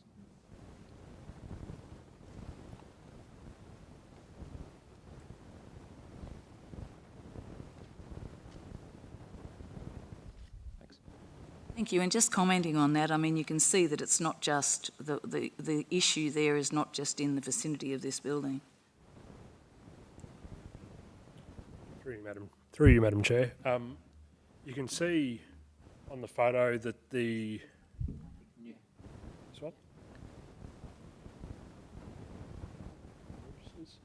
There's some ponding there caused by the, well, my opinion, caused by the current driveway. The main aspect of the drainage is it drains through a one-way crossfall to the other side of the street, and then drains down Evans Street to south there. So the main drainage component is a one-way crossfall to the other side of the street. In our view, the condition of curb and channel and the sealed sealed access would address the ponding on that side. On the other side. Development side. If I could have a follow-up question. So the assessment of the cost that's mentioned in there, have we got any idea? Do we accept that? Are you going, Adam, if you'd like to comment? Or I was wondering whether Mr Quinlan wanted to... But you can, whoever you think's most appropriate, yeah. Thank you, Madam Chair. I can answer. We, through you, Madam Chair, we did consult internally within council. How much would the curb and channel works cost us through, say, a profit works quote? The figure that was quoted to us was approximately $6,000. Is that including the crossover? No. So, as you can see in the image, the verge area is not particularly wide. Crossover is about 8 metres by the 3 metres, and would be, at $200 a square metre. So, it's not the same level of costs that were put forward to us was not reflected in the research we had done. Mm-hmm. Thank you very much. Thanks, Madam Chair. Thank you, Adam. Thank you. Councillors, more questions of Adam? So, am I to understand that the main problem here is the onerous conditions that we're putting on, which is the cost of these conditions? That's right? The conditions being contested are entirely related to the frontage works to Evans Street. Those are the only conditions that are being contested. In the applicant's representations, the cost of the works and whether they were considered to be reasonable or relevant based on the development as approved was contested, yes. Okay. So they're considered to be onerous because of the cost, I'm gathering. Yeah. I suspect that formed a large part of it. That's what the applicant is alleging. Okay, right. If I might, Madam Chair, if we look on page 8 of 13 in there, the cost, which is quite in contrast to what has just been mentioned, is in the vicinity of $50-something thousand, which is onerous. Yes. It is onerous for a business of this size with so many employees and bringing so much. And I mean, we all cast back to study. We've only got 5 soft drink manufacturers. We're lucky to have 2 of them in the Toowoomba region, and we're very, very proud of that, and we want them to all succeed. So we want both of those to succeed, more than the others, of course. But I just think that maybe there's a bit of there's a huge gap here between what this engineering report says and what we've just heard. So I'd just ask councillors to mull on that. If there's no further questions, if Councillor McDonald? Thank you, Madam Chair. Jayden, probably to you, through you, Madam Chair, on page 7 of 13 of the report of 253 on board books, the last paragraph is a summary. I'd assume it's a summary from the planner talking about the engineering advice, where it's the engineering advice was submitted to Council as part of the applicant's response to Council's information request, 20th of January 2020. A review of this advice indicates that any upgrade to the Evans Street frontage, including the installation of curb and channel, will result in the ponding of stormwater during rainfall events. Okay? This is on the basis that there is currently no underground drainage infrastructure in this carriageway, and sufficient longitudinal fall would not be achieved unless there was a construction of the full width of the carriageway, which is not a reasonable imposition on the development. I'm assuming that that paragraph is from the planner, not an assessment from our planning staff. Yes. That's right? The applicant. So if we go to the lay of the land, the fall of the land, and it's less than, or it's 0.5 of a metre from one side to the other, and I just wonder whether A, this is needed, and B, the cost. I think the cost is another issue, but if it is actually needed, and I note that the centre to the side of it has the curb and channel in it. We saw the picture up there before on the screen. Yet the other side of it doesn't have the curb and channel. I've got to say I'm struggling with it, and I'll be happy to hear from the applicant to hear what they say. But I'm just struggling to work it out. And then we hear the figures been mentioned in the difference of the costs. But to me, I'm just wondering whether it's a necessity, firstly, and the cost is another matter. So I'm happy to hear from the applicant. I might get Dave Quinlan to comment on that, Councillor McDonald, if I could. Thank you. Good.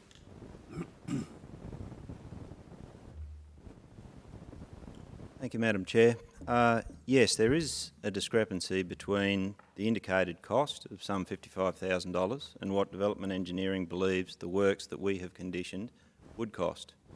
Certainly, development engineering would agree with councillors that a cost of some $55,000 for those works that are being contested would be onerous on the applicant for the nature and extent of their development. However, if we look at the driveway crossover, which is being conditioned, we would see that a driveway crossover in that circumstance would be quite a sensible thing to have. It's some 2 to 3 metres deep from the pavement to the property boundary, and as Adam has indicated, some 6 or 8 metres wide with tapers and what have you. That's a comparatively small amount of concrete, and I don't think anybody would see that as consuming a large amount of $55,000.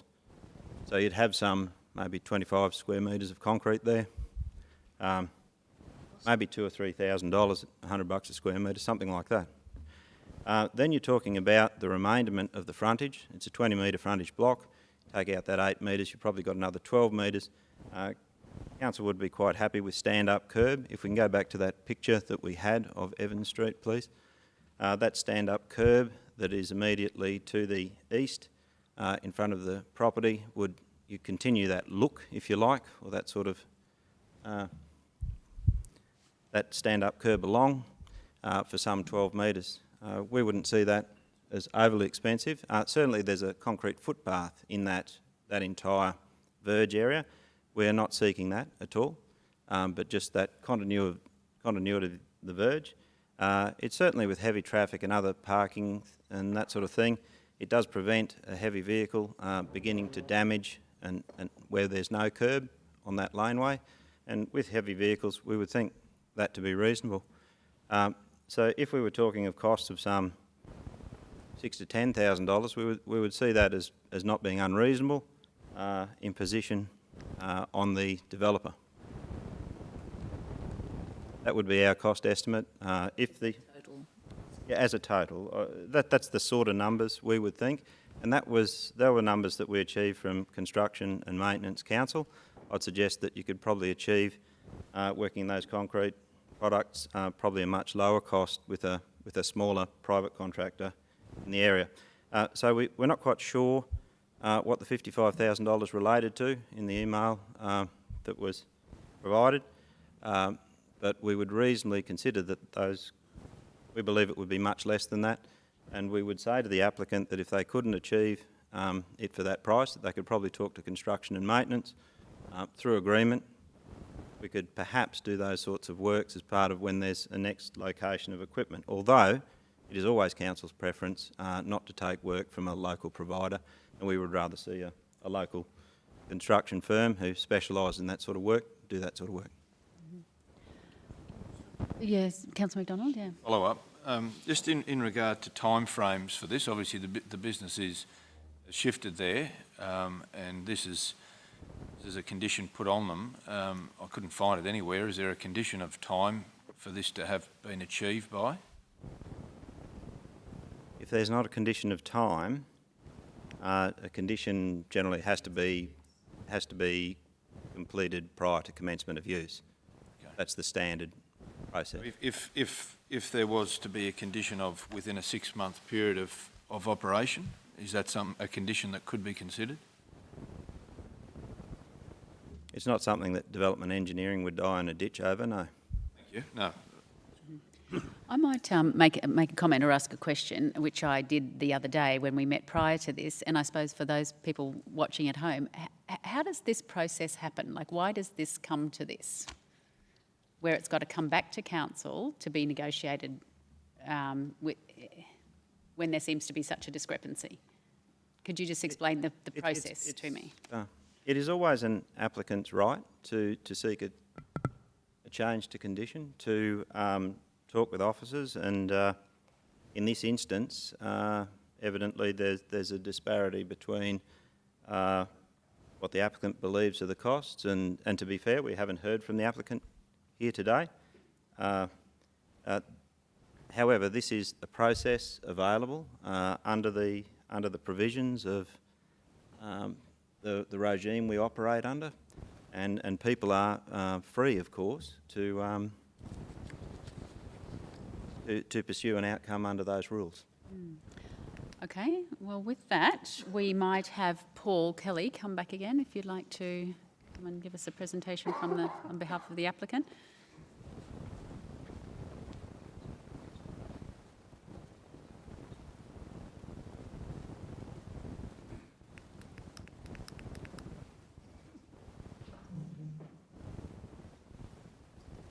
Doors through the chair. Yes, you are. Thank you. Thank you for the opportunity to speak. And look, just at the outset, councillors, the applicant is very appreciative of having the approval to operate from these premises. And it's not that that's in the dispute, it's just the requirements of the approval that he's seeking to negotiate. And he really is only doing it because, in all genuine faith, he has sought the cost of doing the works that have been identified in the current approval that he has, and has then found that that has been a bit prohibitive in terms of moving forward with his development, particularly when those cost estimates he received are more than 10% of what he paid for the property. And I guess the other thing that he's taken on board has been a number of factors for this use. I'm not sure if the original aerial view could be shown for the property. I'm not sure what figure number that is.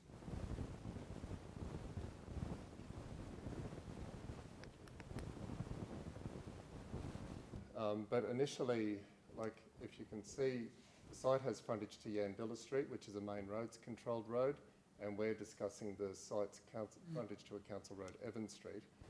When we initially lodged the development application, keeping in mind this is an industrial shed in the middle of a commercial area, we sought to demonstrate that all vehicle movements could enter and exit via Yandilla Street through this area at the back for a turnaround. And Main Roads came back with no requirements and no issues with that proposal, but council saw there was potentially a conflict with a motorbike car park at the front of the site here.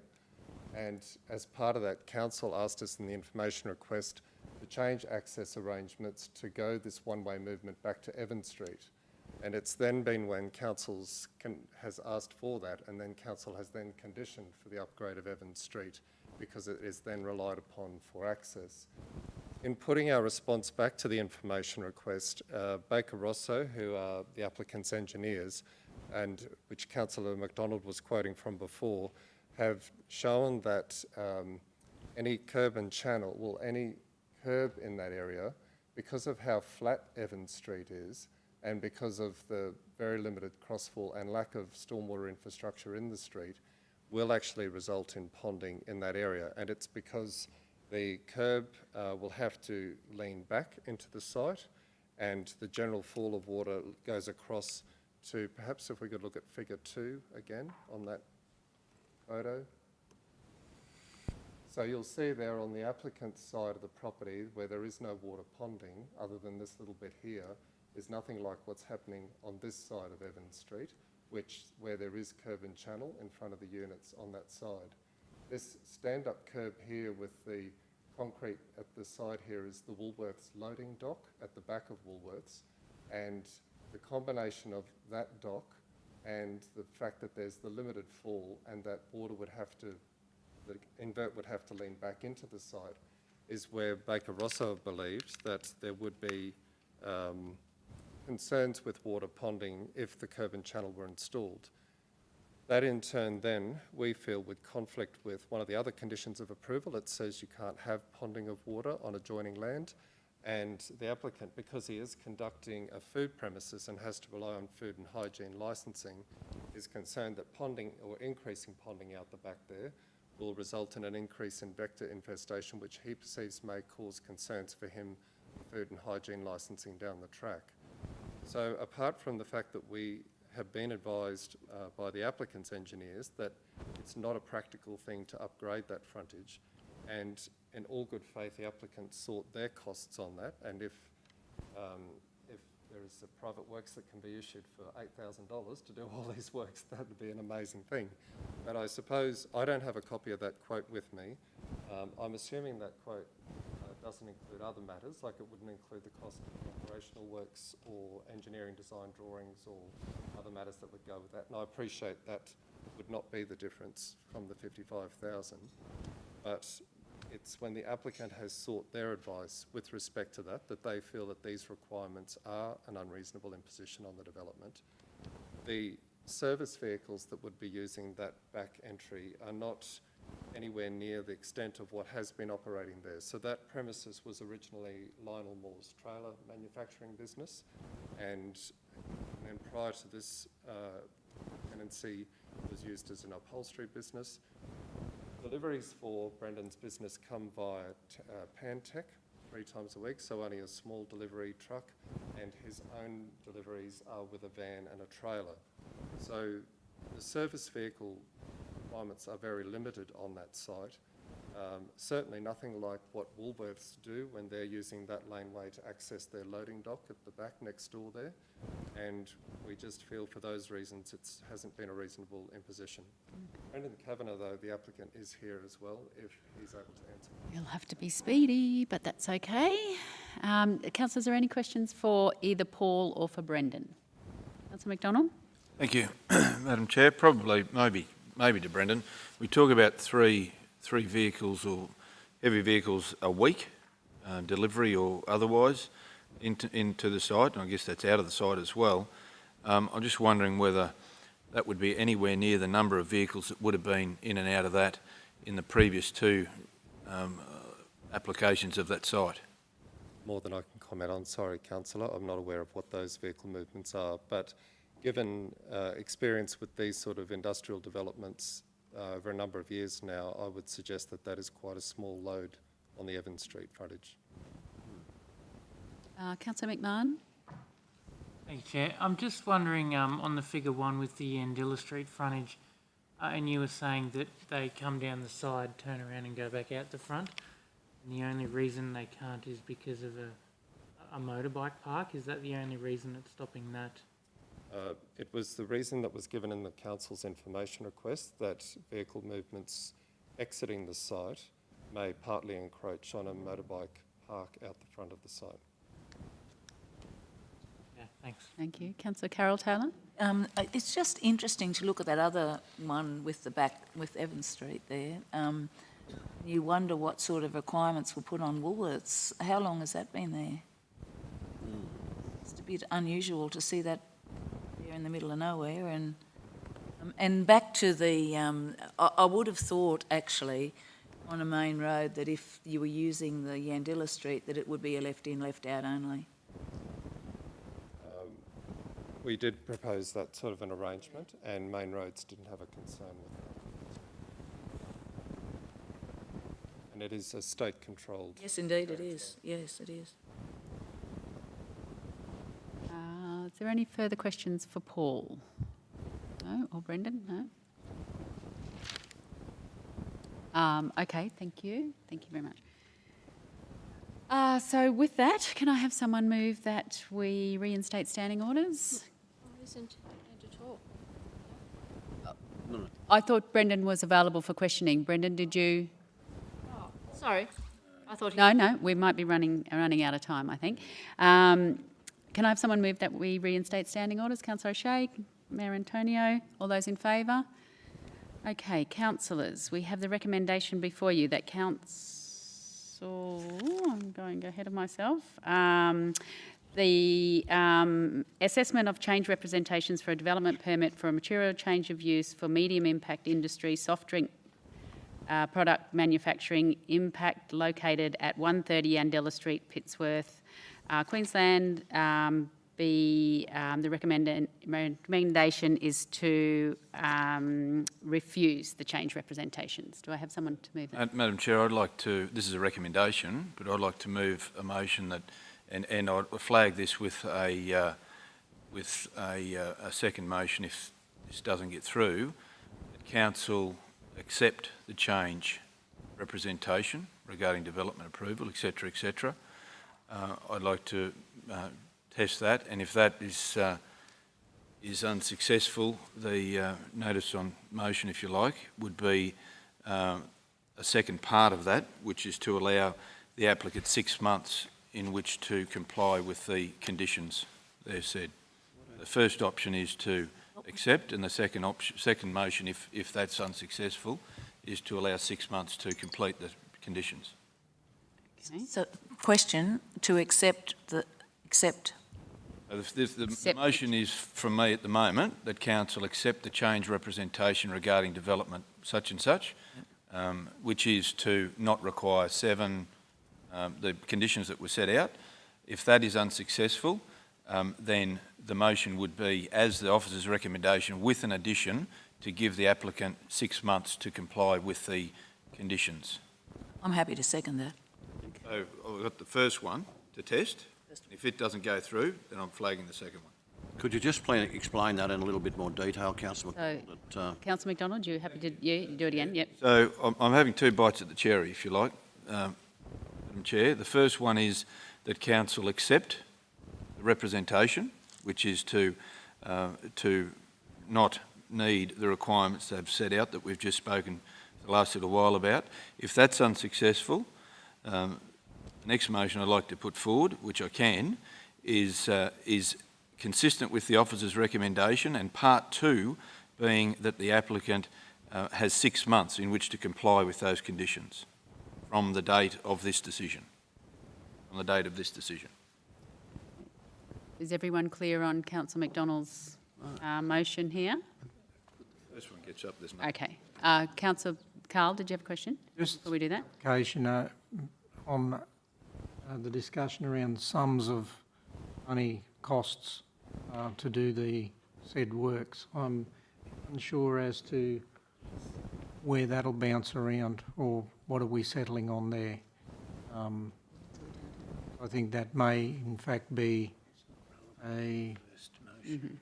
another amendment, maybe. Well, I guess maybe Councillor Carl, the first motion being that we accept the change recommendation, so then that would be with your query perhaps relevant to, if that doesn't get up, then we will talk about that then. Are you happy to do it that way? I might get Natalie to comment there. It may be that the cost is relevant to the first motion, given the first motion is to remove the requirements to undertake the works. Yeah. So Councillor Cahill is asking for confirmation about the costs Yes. of the works that we would be removing from the approval. Madam Chair, there's a discrepancy in what the officers or engineering or whoever is saying that the cost of works will be. Advice sought from applicant, and sure. I'd want some clarity about that, because I think there needs to be some work done. If we don't do anything, then, you know, as hard stand increases in these areas, and we already have a legacy of no stormwater network, so I do understand the complexity of pushing water from one side of the road to the other. But I also heard the applicant was amenable to doing some work, but at a reasonable cost. I'd like that clarified. Okay. Mr Quinlan, would you like to comment on that again? Thank you, Madam Chair. I think it might be useful if we put up the I think it was number 2 photograph in relation to the street. The photograph shows a view from just to the east of the sites, looking to the west, down in Hamilton Street, which is the T-junction down to the west. We've got 900mm RCP under the pavement. There's a pit to the southern side of that T-junction. Yes, it is a flat part of the world and water moves very slowly. Council officers would disagree with Baker Rosso. Council officers, our principal engineer, Adam Gould, is somewhat local to the area and took that photograph during a recent rainfall event. The water does flow in a one-way crossfall to the other side of the road. We disagree with Baker Rosso that creation of the stand-up curb and the crossover would result in ponding of the water there. I think the photograph is fairly explanatory there, because obviously the The driveway crossover would meet with the pavement at that point, and the stand-up curb would also do the same thing. So therefore, the water, yes, does move from north to south on the other side of the road and then move to the west, rather slowly, certainly, but inevitably into the stormwater system. I'll say again, I believe 2 to 3 metres wide, 8 metres long, some 20-odd square metres of commercial pavement, probably looking at the order of something like a couple $1,000 for that, $100 a square metre. Plus there is the stand-up curb, perhaps another similar amount. Yes, in terms of, this is, we don't want to see too much cost imposition, but we would certainly like to see that area of Evan Street being central to Pittsworth be tidy, if you like, in that area. We don't think the cost involved is overly high relative to the works required. I can understand that the applicant would have been concerned. I can understand if engineers from town had not been as familiar with the street. It is very flat, but I think the photograph does very much show how stormwater works in that street. Thank you, Dave. Well, Councillor McDonald, you have... Yeah, Madam Chair, there's a motion that I need a seconder for and a foreshadowed motion, so I'm happy to deal with that. Did I get a seconder for your motion? First motion is Yes. to accept that. We haven't got... Okay, so can we... No, just hang on a minute. I don't think Councillor Taylor was seconding that first motion. No, look, no, there's a bit of confusion there, and with that explanation, I do apologise. With that explanation, I'm not prepared to... I've got Councillor McMahon, who's prepared to second Councillor McDonald's first motion. That we don't impose those costs. Thank you. That we accept the change representations. Yep. Okay, so can I have a show of hands in favour of accepting the change recommendations? It's 1, 2, 3, 4, 5, 6, 7, 8. 8. Okay, and that's carried. Okay. Now, are we going to have a break or not?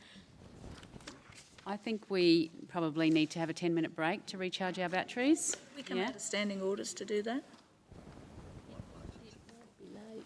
I reinstated standing orders before the vote. I'm be sure. Okay, so we are going to reconvene at 4:30. Okay, it's going to give us 16 minutes on time.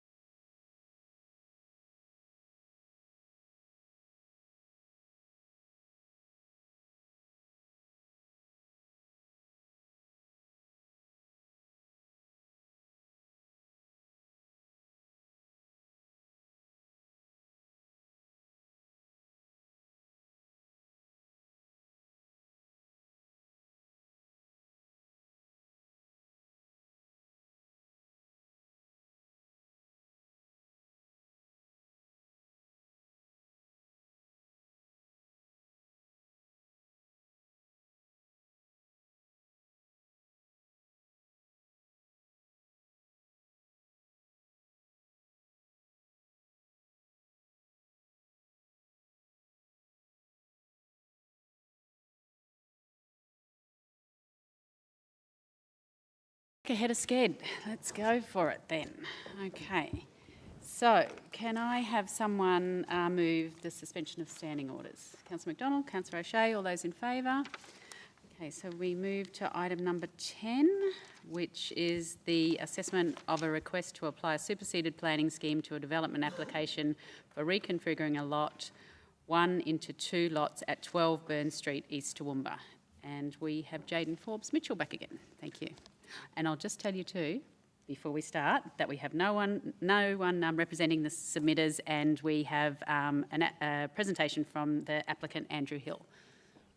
He's not in attendance by the looks. No? Confirming he's not in attendance. No, so, okay, all right, so we'll have no presentations afterwards, thank you. Thank you, Madam Chair. The report before you considers a request to apply a superseded planning scheme for a proposed development. Under the Planning Act 2016, a person may apply to a local government to accept, assess and decide a development application under a superseded planning scheme, within 1 year of that planning scheme becoming superseded. The applicant has requested that Council assess a proposed development for a 1 into 2 lot subdivision of land at 12 Burn Street, East Toowoomba, against the superseded version 19 of the Toowoomba Regional Planning Scheme 2012, which was superseded on the 9th of August 2019. The applicant's request was made within 1 year of this date. Please be advised that this report considers a request to apply a superseded planning scheme to the future assessment of a proposed development only, and does not provide an assessment of the proposal against the planning scheme. The subject site, if I could please get attachment 1 open for the context.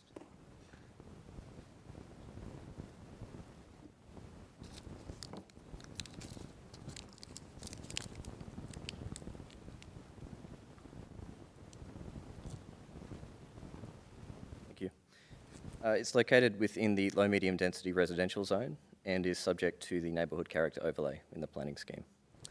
The site contains a dwelling house and is identified as a neighbourhood character place. The site has a total area of 484 square metres. As you can see, the site has dual frontage of approximately 10 metres to Burn Street, which is the primary frontage which the dwelling house faces, and also 10 metres of frontage to Bruce Street at the rear. Vehicular access to the property is currently via the rear at Bruce Street. The proposed development is for the subdivision of the land into 2 equally sized lots, each having an area of 242 square metres. If I could please get attachment 4 open, please, which just shows the proposed reconfiguration.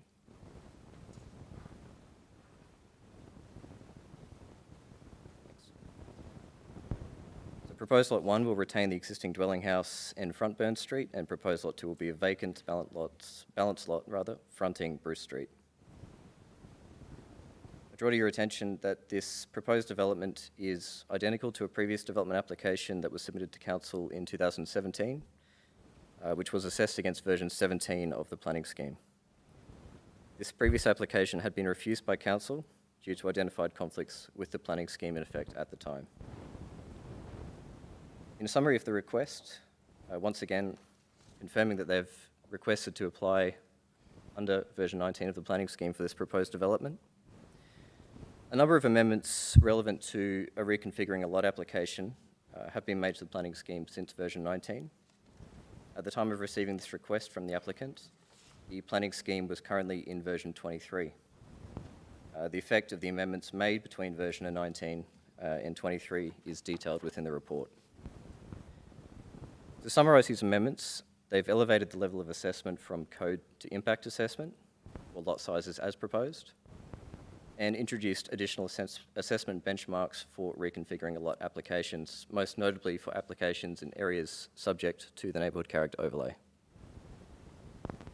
The following matters are considered relevant to Council's consideration of this request. If approving the request, level of assessment for a future application would be code rather than impact. No public notification would be carried out for the proposed development. If the request is approved, Council cannot have regard to assessment benchmarks introduced subsequent to version 19 of the planning scheme in assessing the proposed development. And changes made to the planning scheme since version 19 may represent an adverse planning change for the subject lot as defined under the Planning Act. It means that refusal of the request to apply the superseded planning scheme may enable the landowner to claim compensation subject to certain criteria being met. And this is discussed in greater detail within the report. If Council were to approve the request to assess the application against the superseded planning scheme, this decision would not prejudge or fetter Council's assessment of the subsequent application that would be lodged. It would simply provide the opportunity to assess the application in accordance with the provisions of version 19. The officer's recommendation is to approve the request to apply the scheme, version 19, to the future assessment and determination of the proposed 1 and 2 lot subdivision. Thank you, Jayden. Questions? Councillor McMahon? Yeah, thank you, Chair. Quick question, just wondering, 2 lots on figure 1, I'll read those numbers from here, that are next to it. Are they similar issues? Are there 2 dwellings on each of them, or is that one long dwelling? Attachment 1, the photograph, has a better view of this. Are you referring to neighbouring lots? Yeah. So those 2 neighbouring blocks next to it, are they dual residences or? To the east, they are detached dwellings on single lots. Use your pointer, I believe Jayden. that is- Jayden, just use your pointer. Pointers. Yes, pointers. This the one? No. This one. 2 to the east, are they single blocks or have they been subdivided as well? There we go. Yes, so sorry, these 2 to the east are detached dwellings. That is car accommodation at the rear. This one here is I believe, a dual occupancy. Well, it does look as if those are they're 2 separate parcels of land. So it's a... Speak into the mic. Yeah, sorry, the 2 houses directly to the east are detached dwellings on single lots, whereas the one further, this one here, they are 2 separate dwellings, one fronting each road. Thank you, Madam Chair. Having been remembering this quite well, so Jayden, what we're looking at here is the ability to apply under the superseded planning scheme. I can remember very clearly why Council refused this, and this is in character, and because there was nowhere to put a carport without spoiling the character, the street appeal of the character housing. So what we're looking at here is not the building or anything else, but I think the issue for me still remains: where are they going to put a car for that dwelling? Should it be built cut off? So that was the issue, and one of the main reasons why it was If I could, Councillor Taylor, this is not whether... No, I know, but you have to... I know that, but Madam Chair, but if you consider that you're going to allow the application to come in, yeah, so We'll that's... have a chance to have a look at that when it comes back, and it will come back to us, yes. There's nowhere to put it. Councillor Carl? So, Madam Chair, it's relevant as background information because we find ourselves in all sorts of trouble with cars on-street parking right across the city. So, yeah, whilst we're considering this as a realignment of two lots, it's relevant to consider that. Is there any further questions for Jayden? So, Madam Chair, through you, can I just ask, through you to the General Manager, is it relevant to consider that? Because should this be split off, we've got the same issue, and that somebody, unless they destroy the character heritage of the house or the character appearance of the street scape, they're going to have to leave the car out on the road. Yep, but that's going to the merit of the application, which we don't have before us. What they're asking for is if they can proceed through that window of opportunity. Council has moved to change the planning scheme to basically tighten up various provisions in relation to small lot subdivision and especially small lot subdivision in character areas. So what they're asking for is, rather than go for compensation, if they can pursue another application under the preceding planning scheme provisions, and at that stage certainly we would be looking at the merits of the case, and we would be, going back to the issues that you were just talking about as being one of the issues we'd certainly be contemplating. Councillor Carl?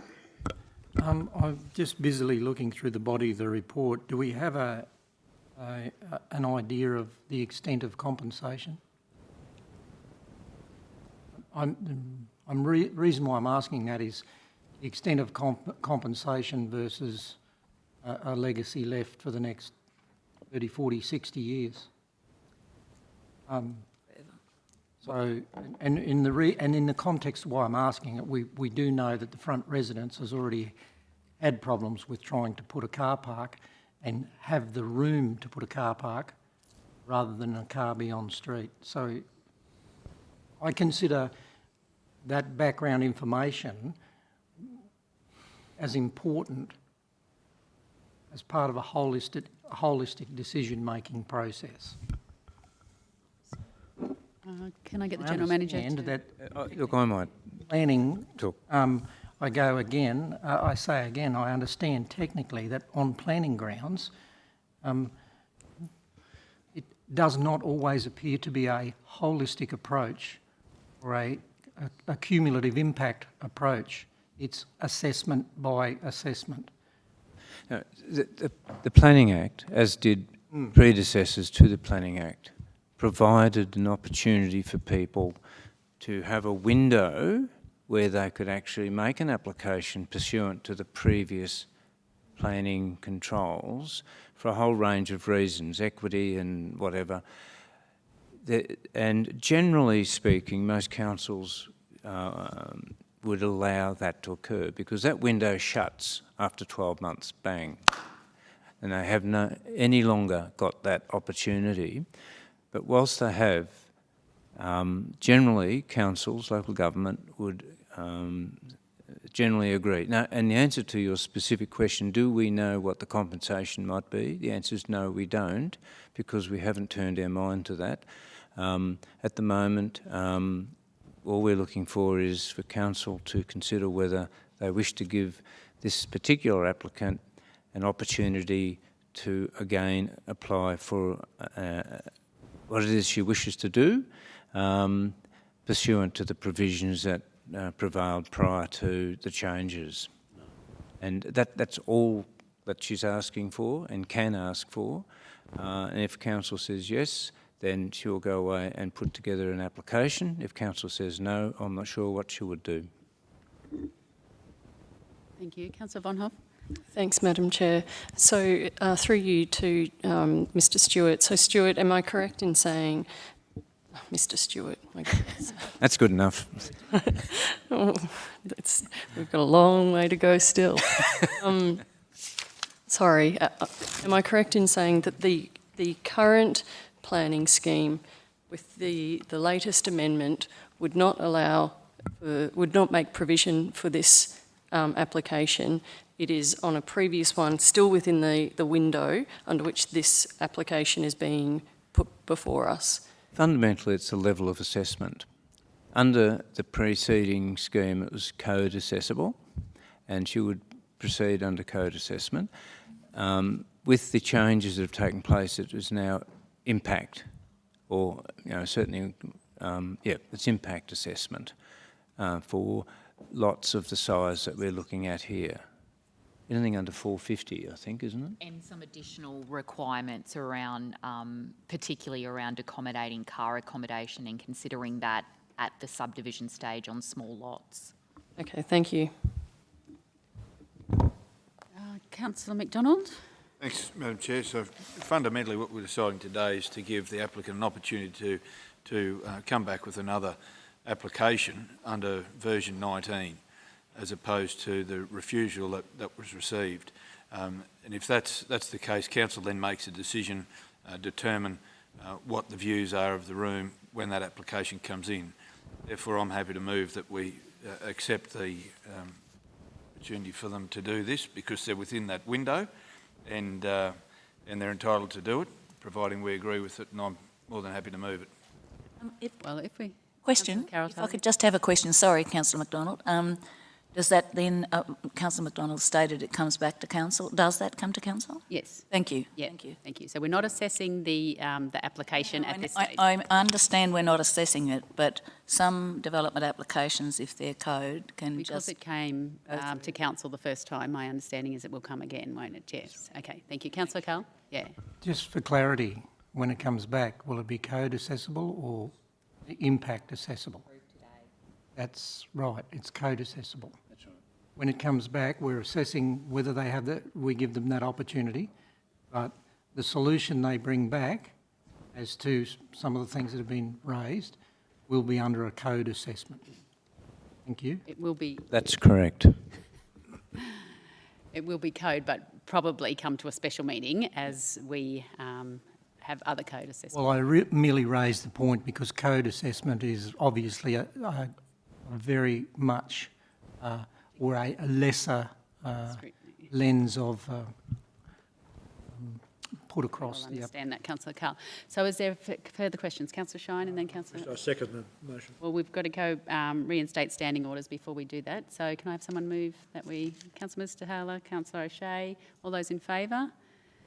Okay, so the recommendation before you that council approve the request to apply a superseded planning scheme being Toowoomba Regional Planning Scheme 2012 version 19 for the assessment and determination of a proposed development application for reconfiguring a lot 1 into 2 at 12 Burn Street, Toowoomba, and that that was code accessible under a superseded planning scheme pursuant to section 29 of the Planning Act 2016. Do I have a mover?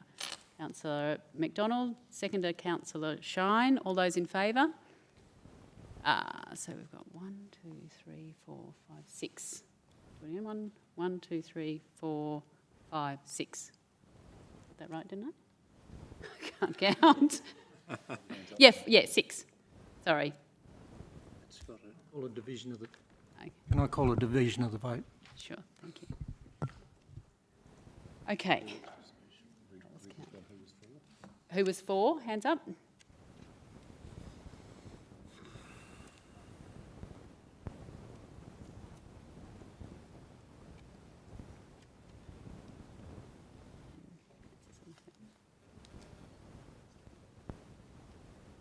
So, and Councillor... Oh, sorry.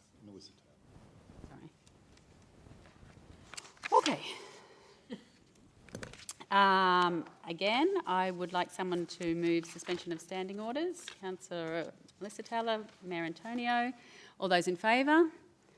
So we move to item 12, which is the RAL 2020-1584, reconfiguring a lot, 8 lots into 50, balanced lot and new road. And I believe we have a couple of declarations, starting with myself. So, pursuant to section 175E of the Local Government Act 2009, I would like to inform the meeting that I have a personal interest in this matter, which I recognise may be a real or perceived conflict of interest, the particulars of which are as follows.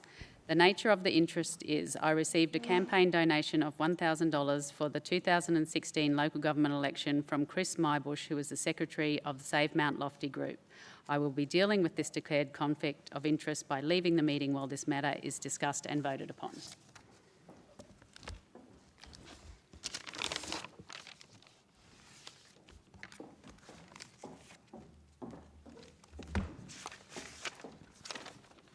Afternoon, councillors. Oh, we've got another declaration. More to come yet, sorry.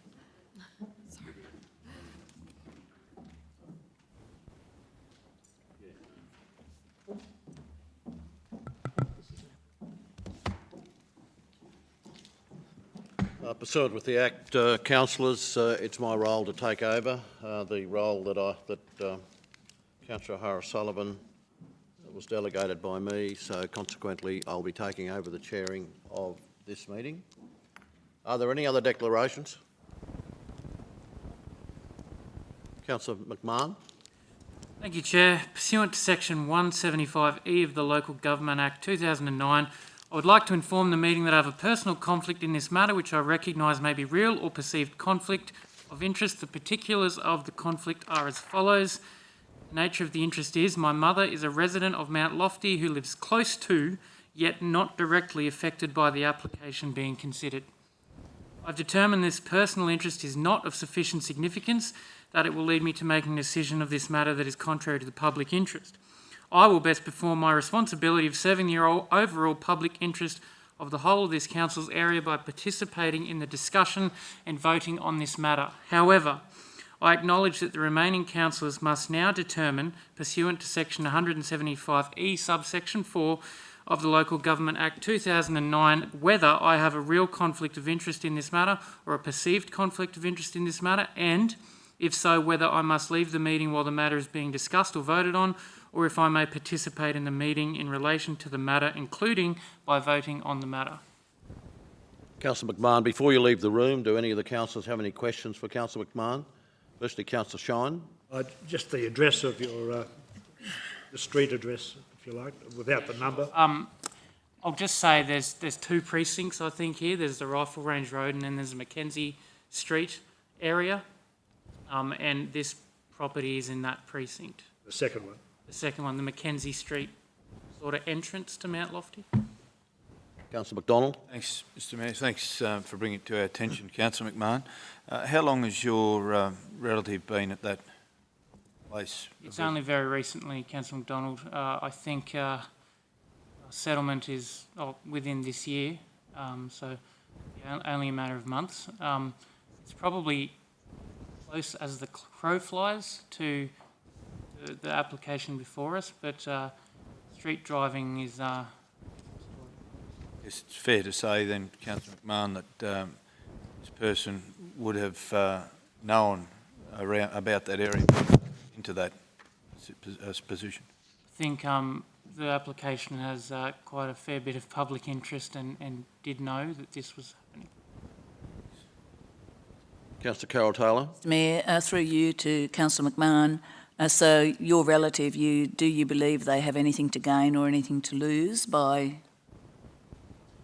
Yeah, thank you, Councillor Taylor. The proposal before us today doesn't require any traffic flow, I think, into the area of the Mackenzie Street precinct of Mount Lofty. Noise, other emissions, I can't think that they would. Perhaps, I don't think we need to look at suburb prices as a whole. No, it's just a gain or a loss in amenity and or financial. In the application before us today, there is no traffic or other like gain or loss, in my knowledge, that would impact. Thank you. Any other questions for Councillor McMahon? If not, Councillor McMahon, if you could leave the room, please. Councillor, it's in your hands. Councillor McDonald. Mr Mayor, given the information that Councillor McMahon's offered, I see no reason why he can't stay in the room. Therefore, I'm happy to move that he be returned to the room for the reasons I've mentioned. Councillor McDonald has moved. Councillor Von Hoff is... You're seconding that, Councillor Von Hoff? I'll put that to the vote. Those in favour? It's carried without dissent. If Councillor McMahon can come back to the room, please.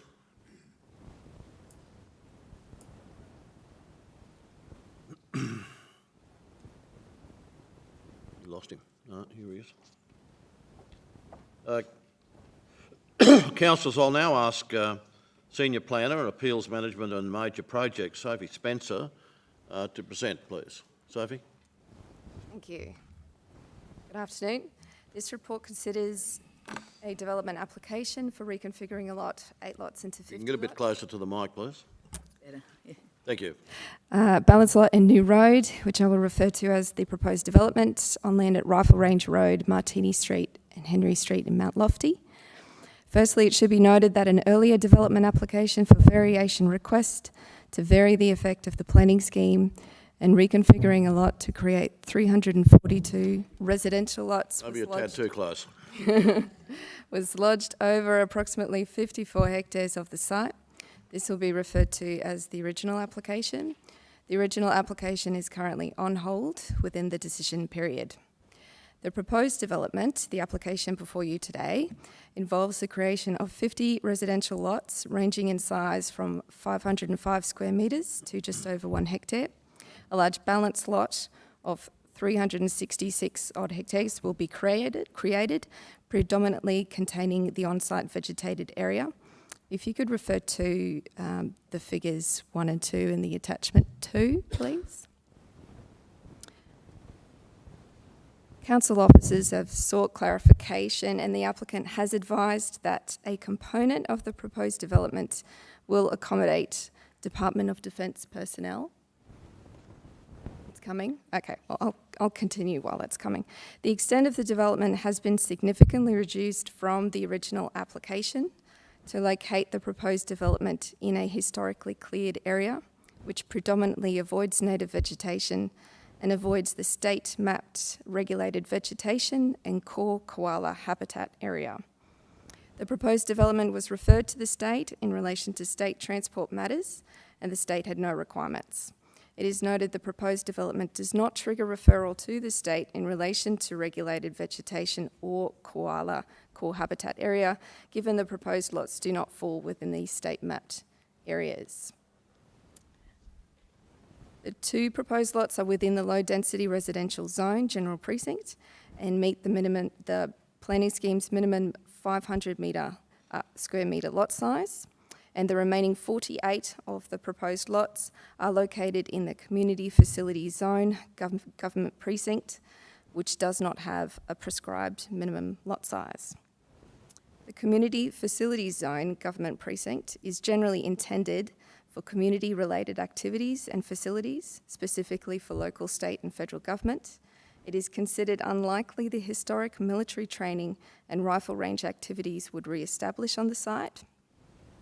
However, the suitability of the site for the proposed development relies on addressing a number of matters, including need and amenity, infrastructure investigation and feasibility, general engineering matters such as traffic, stormwater and geotechnical, connectivity with the balanced lots, ecology, bushfire hazard, and contamination, including unexploded ordinances known as UXOs. To assist with Council's assessment of the proposed development, external experts were engaged by Council to peer review the proposed development in relation to bushfire, ecology, and need. In terms of need, the economic peer reviewer in general agrees with the argument in support of the proposed development, and the following is noted. The proposed development would target the high end of the market, more likely for second or third home buyers. As such, the proposed development would provide more housing choice. The proposed development is of a scale that represents less than 1 month's supply of annual dwelling demand and unlikely to meaningfully contribute to meeting Toowoomba's housing supply. And the proposed development does not appear to be likely to have significant and negative impact on other approved or proposed residential development, and it is likely it would delay and not extinguish market demand for a higher-end product. It is considered the proposed development is consistent with the surrounding land to the west and south, being dwelling houses in an urban environment as well as rural residential lots, and as such is consistent with the residential amenity and character of nearby land. It is reasonable to consider the proposed development is not inconsistent with the Community Facility Zone Code purpose and overall outcomes, given this requires development to be compatible with and sympathetic to the surrounding development. Furthermore, the proposed development is not discrete or disconnected, but presents as a logical extension of the urban residential area integrated with the existing urban form. In terms of ecology, it is noted that the proposed development is outside of the state-mapped regulated vegetation and koala core habitat area. As such, the assessment relates to matters of local significance. The applicant has identified potentially locally significant trees which have evidence of being a habitat tree or are a mature tree, and provides plans of those in proximity to the proposed residential lots which are likely to be retained. Vegetation on the balanced lot is proposed to be retained. However, it is noted some clearing will occur for infrastructure, building envelopes, and for bushfire management and contaminated land remediation. Council officers and the peer reviewer consider that, on balance, the proposed development achieves the assessment benchmarks where appropriately conditioned, such that the vegetation on the balanced lot is retained, Vegetation on the proposed residential lots are retained by way of vegetation protection covenants and tree retention plan. A fauna spotter catcher manages fauna during any clearing, and an arborist report is provided for the culturally significant fig tree at the end of Henry Street. On request of Council's Parks and Recreation branch and by agreement by the applicant, it is recommended that in lieu of imposing a vegetation protection covenant on the balance lot, the development is conditioned to dedicate the balance lot to Council on the basis that contaminated land is remediated and a bushfire management trail is provided. Dedicating the balance lot is consistent with Council's decision on the 21st of May 2013 at Council's ordinary meeting to investigate options to own the land.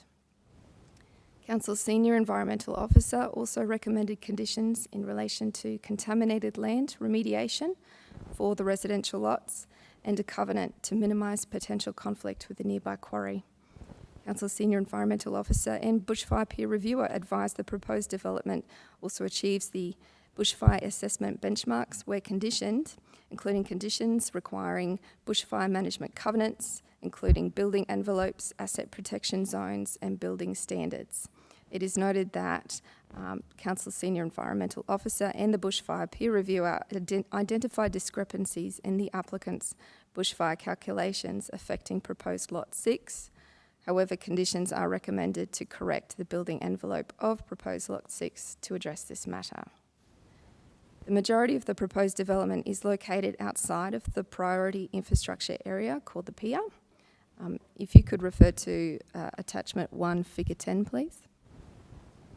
The pier identifies the area prioritised for trunk infrastructure to service existing and assumed growth up to 2026. Council's Engineering and Plumbing Services team have advised that while the majority of the development is outside of the pier, the development can be suitably conditioned to provide for minor non-trunk works to ensure the safety and efficiency of existing networks to meet the demand of the development. Further detail is in attachment 3, the engineering technical note for your information.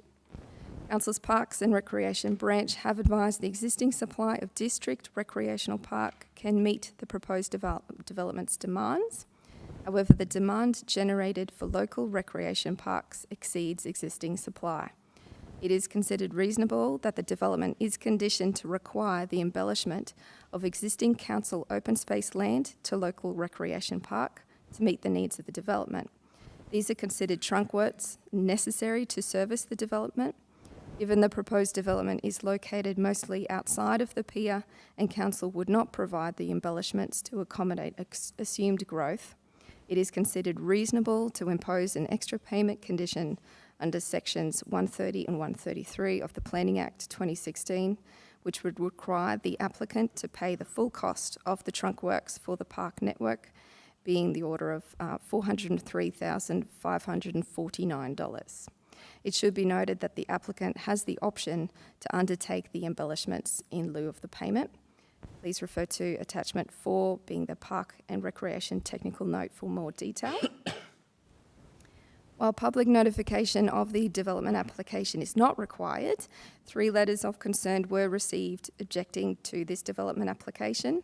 The grounds of the letters of concern have been considered in this report. Please refer to the public notification section for more detail. Since preparation of the report, 2 further letters of objection have been received by Council.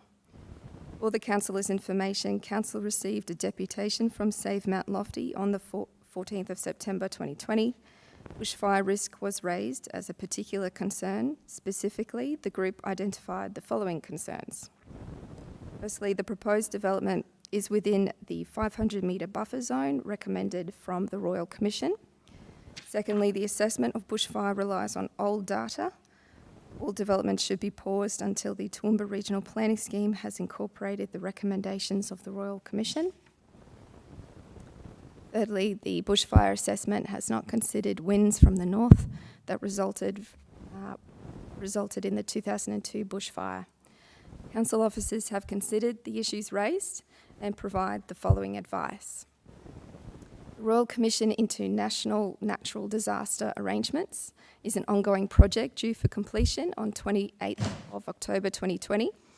The Royal Commission's interim observations paper states, the insurance industry reported that in 2019-2020 bushfire season, 99% of destroyed and damaged residential buildings were located on or within 500 metres of land declared as bushfire prone, and 74% were built before the introduction of the relevant Australian standard AS 3959.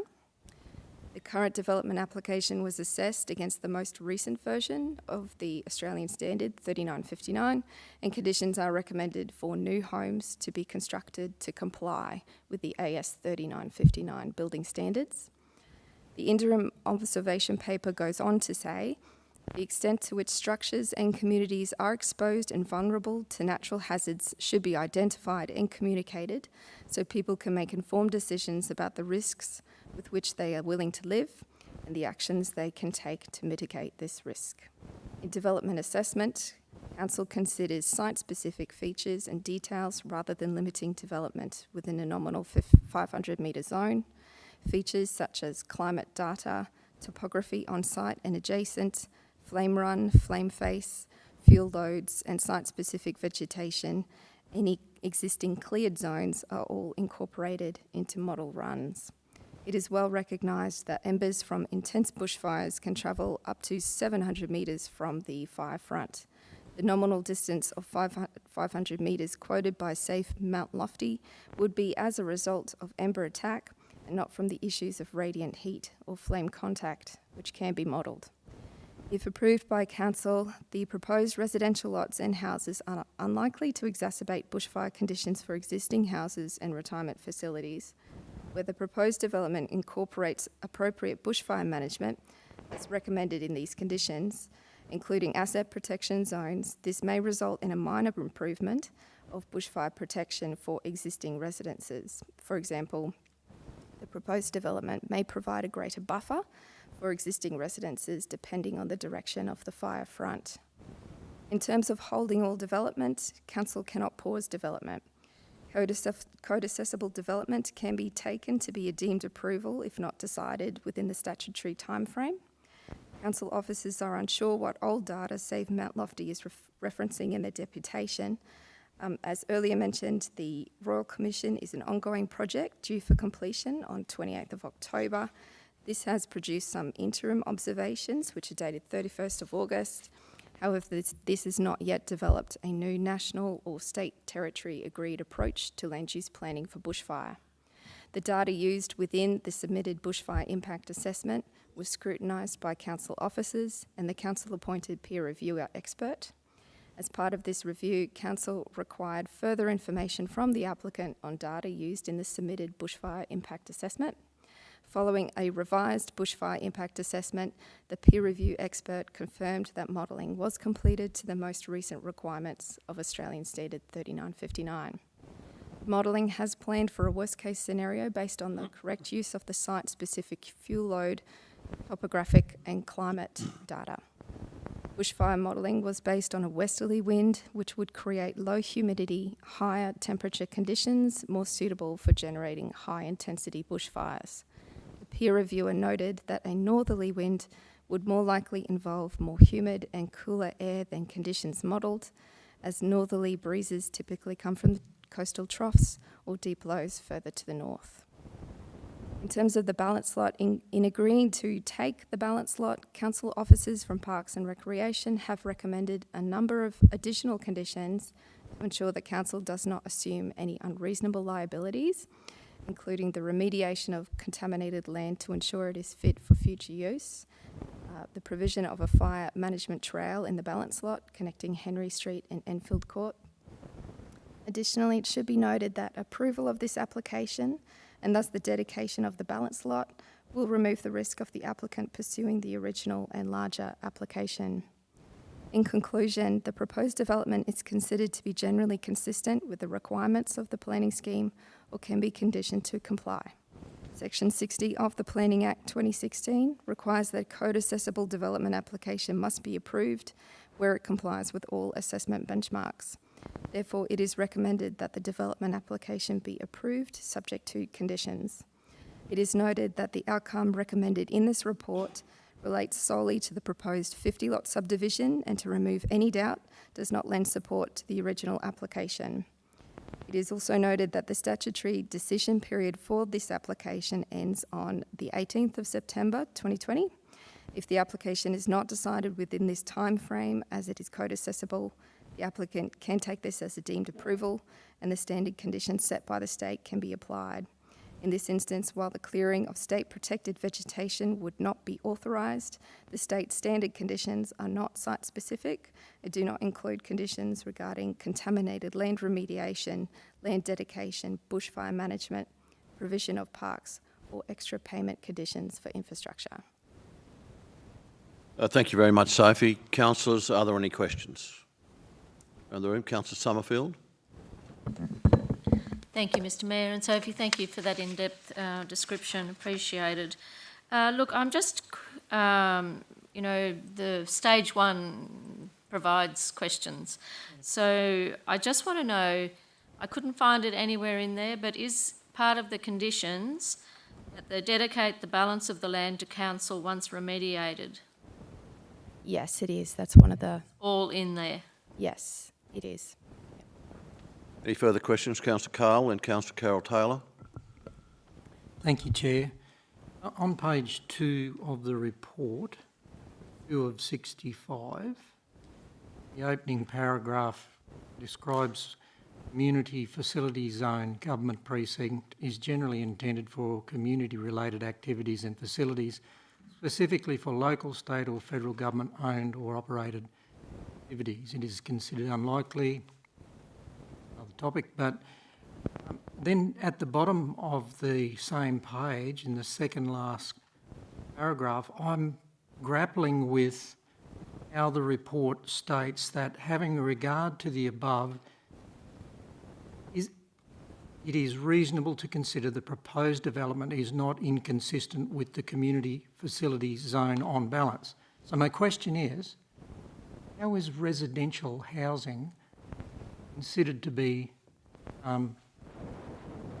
community facility zone? How is that? The Community Facility Zone Code requires that any development that occurs in that zone is compatible to and consistent with surrounding development. So it would be difficult to say that proposed residential lots, which is the development in the community facility zone, is inconsistent with the surrounding residential lots. And I'm not talking about the development of residential, I'm saying the definition of community facility zone is set out clearly there, really intended for community-related activities and facilities, specifically for blah, blah, blah. And then it goes on to say it is considered unlikely. Well, that might be so, but there are a myriad of other options for community-related activities and facilities other than putting residential housing, albeit that would be consistent with the residential area, but it's encroachment into that zone.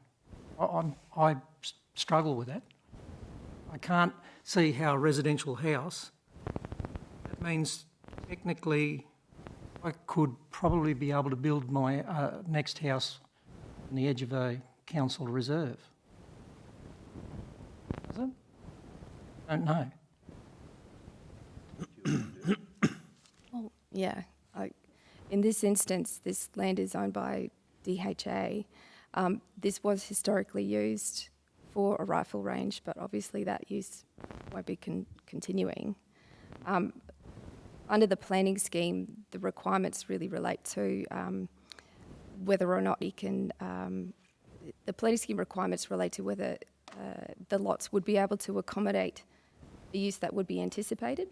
In this case, obviously, a community use would not be able to fit on some of these lots, given building envelopes. Then, yeah, having regard to the purpose and overall outcomes, which talks about compatibility with surrounding development, that's what that statement is about. Mr Chair, I just wonder if there are other opportunities being meaningfully explored. I know we're here to assess this, but I struggle with the mere foundation that I can't reconcile myself to the fact that a residential home qualifies to be in a area generally intended for community-related activities. The General Manager would like to say a few words. I think it's about ownership rather than zoning. The zoning is anachronistic. It was a rifle range. It was used for Commonwealth military training purposes, no longer required for that purpose. The important thing is that any development that goes on there is compatible with the surrounding land. That's the key element, compatibility. The fact that it's got a redundant or anachronistic zoning on it. I mean, gone are the days, long gone, about 4 or 5 planning acts ago, when local government had to rezone land before you could develop it. We can now effectively rezone land through planning applications. Local government has that control in their own hands. Yeah, I get that, Mr Summers, but it takes away a degree of certainty for anyone in the community anywhere about what can happen next door to them. And that's why we have zones, or that's why we have land use planning, as it's called nowadays, to give community a degree of certainty as to what might take place in their neighbourhood next door down the road. Thanks, Councillor Carl. Councillor Carol Taylor. Thank you, Mr Mayor. Councillor O'Shea. It has emerged that there's been many areas of discrepancy around koala mapping in the state government's mapping, and there's been none here. I've viewed it, so when it first came out, and I know our planners were concerned about that, corridors haven't been identified in our area or in this area. So have they? There's been none, and it's even the developers are actually pushing back against the state's koala mapping because it's so deficient. So can you answer me, inform us, I guess. I know what we're looking at, I know our constraints, but the other thing that I'd like to mention, I can't find it now, I had it here before. Kate Street's barely functioning now at peak hours of the day, up near Downlands, with the traffic is really bad, and somewhere in here our engineers comment on the fact that it isn't doing anything to relieve that, but it is going to be putting more traffic on there. Now, I don't know where I saw it, but if I could have answers on those two things, thank you.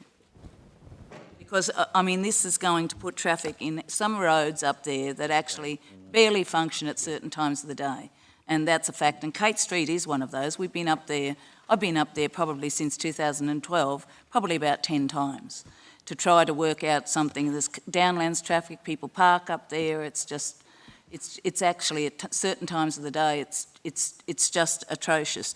And this is going to put 50 houses, how many 50 houses, what do they say, 2.5 or something per house or something like that. There's usually 2 cars with every house. Not all of them are going to go down Kate Street, but I guess our hands are tied with what we can ask for with some of these upgrades to the traffic movements on these roads.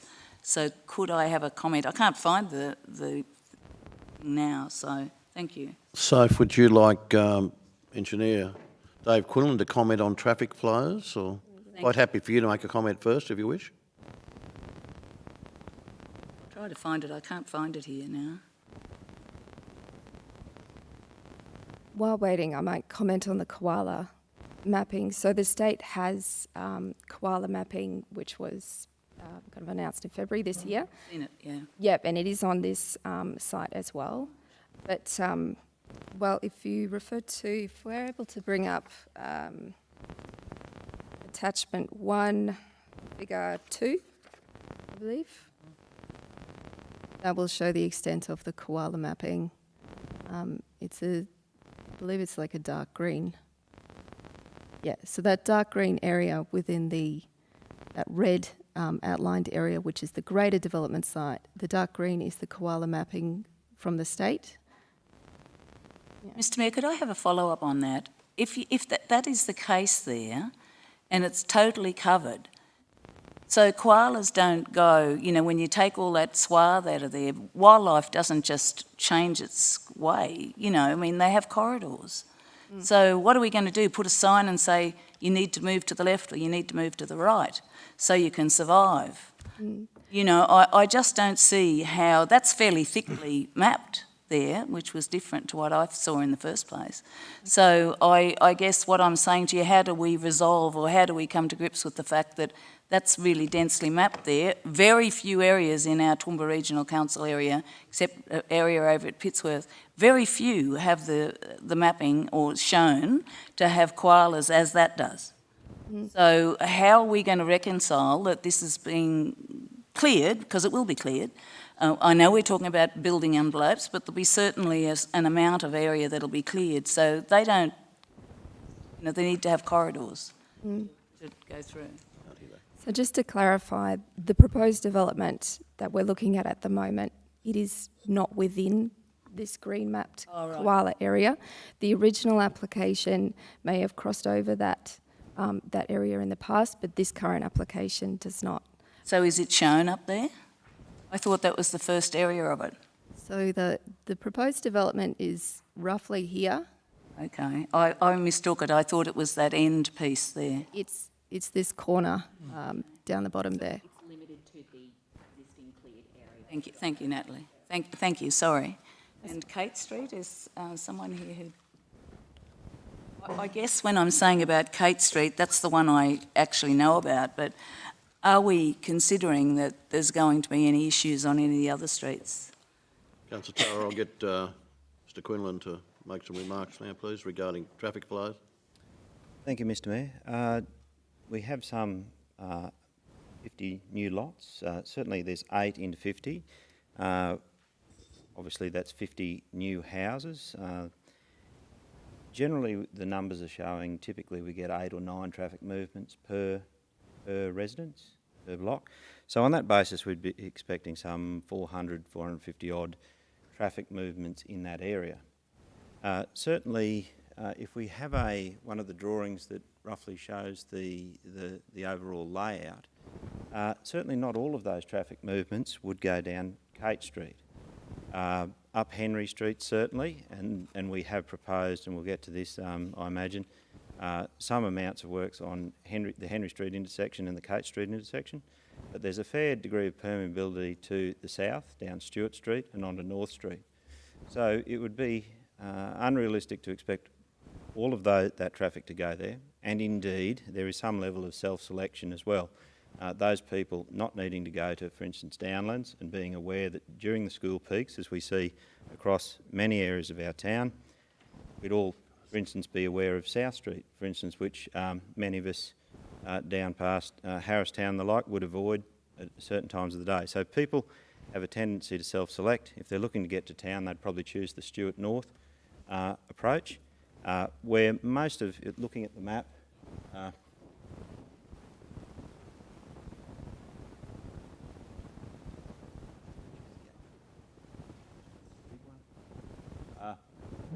if we look at the map there, it doesn't show all of Kate Street. Kate Street's over to this area here, Henry onto Stewart, but we can see a fair degree of the development. Most of the housing indeed is in this area, and the permeability would be primarily onto Stewart Street. Certainly those people heading to the north have a couple of advantages. Kate Street is the primary for crossing the New England Highway, but having been a resident in the past of Mabel Street myself, there is a sneaky way down back past where down other streets there to the north. So we're not seeing that there's a huge complication with Kate Street itself. In saying that, we have recommended works at the Kate Stewart intersection to make it more safe, with a line-marked island and city studs, similarly with the Henry Street intersection. That's a layout. People here may be aware, in practice it would look like the diagonal Bashford Street intersection to the south, where by putting that in it stops people cutting a corner, particularly through an offset T arrangement, which we have. Thanks very much. We had a question from Councillor O'Shea. Yeah, thanks, Mr Mayor. I just want to pick up on the point that Councillor Carl made before, because the principle of that community facility zone is also one I really grapple with. I mean, I understand the explanation, but I guess Is there any other examples in a community facility zone where we have housing? Like, is this a common thing that residential falls into a community facility zone? Like, as I said, I sort of echo the concerns I think that were raised by Councillor Cull, because I mean, I understand what you're talking about. It's surrounded by houses, but I mean, it's also surrounded by escarpment and a cliff as well. So I just think it's a loose definition. But I mean, is that common in a community facility zone? Through you, Mr. Mayor. It's not that uncommon. We often have situations where open space, for example, we have where it's been zoned open space, but in fact has been, the way the subdivision ended up, part of that open space was in private ownership. That can end up with houses in the open space. Eventually it's caught up with the scheme updates and it's zoned residential. But you don't need to rezone land before you issue approvals. That used to be the go in the good old days, but not today. We can address those issues through MCUs and RALs. It's not that uncommon.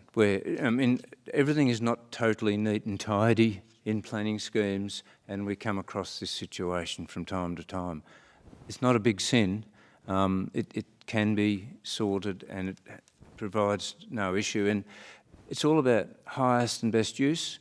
What is the best use in this area? What is consistent? What is a consistent use in this area in terms of the nature of the development and the ownership patterns? Council does not own this land. It'd be different if council owned it. They'd be looking to maybe use it for a use at some stage that would be consistent with that particular zone, public use, but it's not owned by council. It's owned by a developer. Councillor McMahon. Thank you, Chair, and thank you, General Manager Stewart, for the response. I do share the view that probably the best use for a community development zone would be community development or a community facility, but I'm just, Sophie, thank you for clarifying how this development overlays in the maps, because I too was thinking that it was the whole thing, but really in that corner, and I'm just wondering, figure 6 of those maps, so this is attachment 1, figure 6, which talks about the environmental significance. Are we able to get that map up, or? And just even the corner, now if you Google map it, this is the corner that currently doesn't have too many trees of the rifle range, but this state government mapping calls that corner a biodiversity corridor, and sort of the tree area a area of ecological significance. So I'm just wondering if you can highlight for me what the difference is between a biodiversity corridor in lines of significance to us and an area of ecological significance or a buffer zone of ecological significance. Well, we got the map. If you could go further down to figure 6. Firstly, I'll just try to highlight where the actual proposed development is in relation to this. So, so the development is, it's really actually located in this biodiversity corridor, and it's right next to these areas of ecological significance. And so this is council mapping under the planning scheme. Oh. Yep, and I might just refer to Environmental Officer to talk on that. Councillor, through the chair. Biodiversity corridor is really trying to provide some type of avenue for any species that may be outside of the development footprint to pass through that area. So if we were to refer back to an aerial photograph, which we may not need to at the moment, but if you could imagine to the southwest of that site a larger patch of bushland where there was vegetation, could fauna actually move through that area itself, compared to the ecological significance overlayer, which is council's mapping, where it's deemed that there may be issues of local environmental significance compared to state or Commonwealth issues. How am I going? Yeah, so So the mapping has been further clarified through the detailed studies that the applicant has provided council and both Luke and our peer reviewer have reviewed. So to a certain extent, sometimes mapping is a little generic, and then at the development assessment stage, that is ground truthed through detailed studies, and that's what's happened in this particular instance, and that's why we're in a position where we're recommending approval, because we consider that those issues have been adequately dealt with given the site-specific situation, that the majority of that area is already cleared that this application specifically relates to. Okay, sure. Can I have a follow-up, Mr. Yes, Councillor McMahon.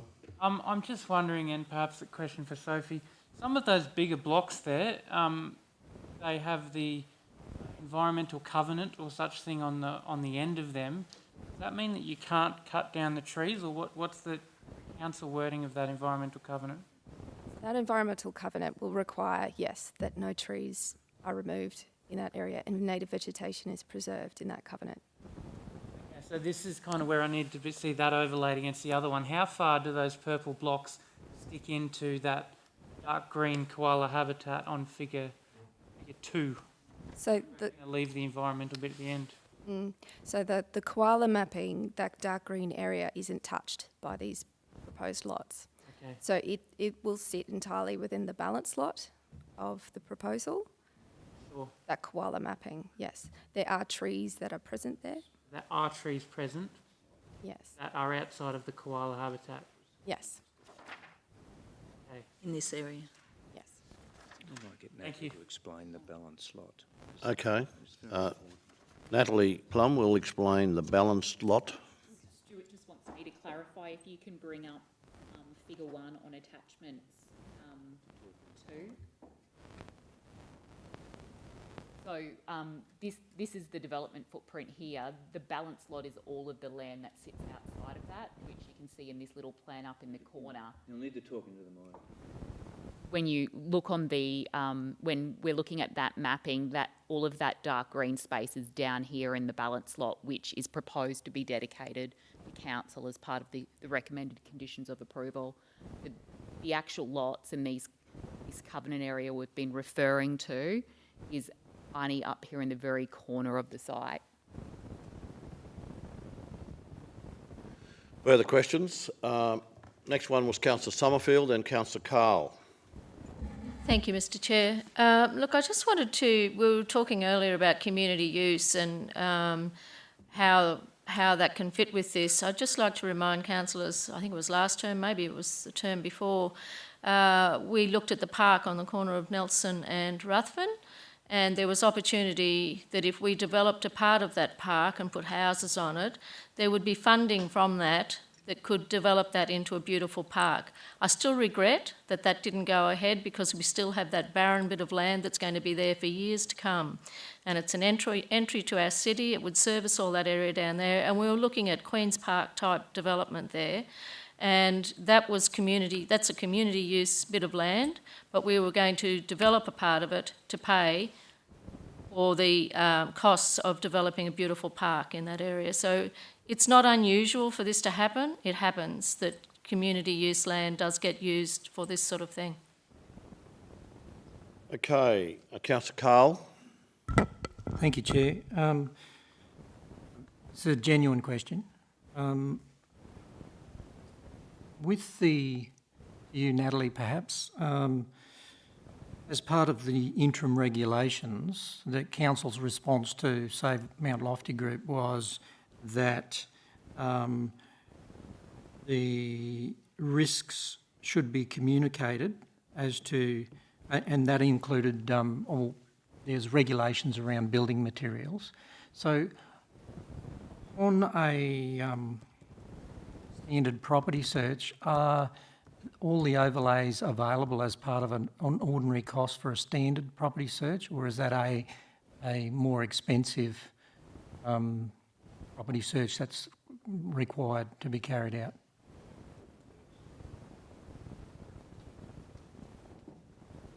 Zoning information should be provided as part of a standard building search, but we could add some specific notes to pathway in relation to this particular application that that any purchasers be notified of these additional obligations. There will also be the covenants that will be registered on title.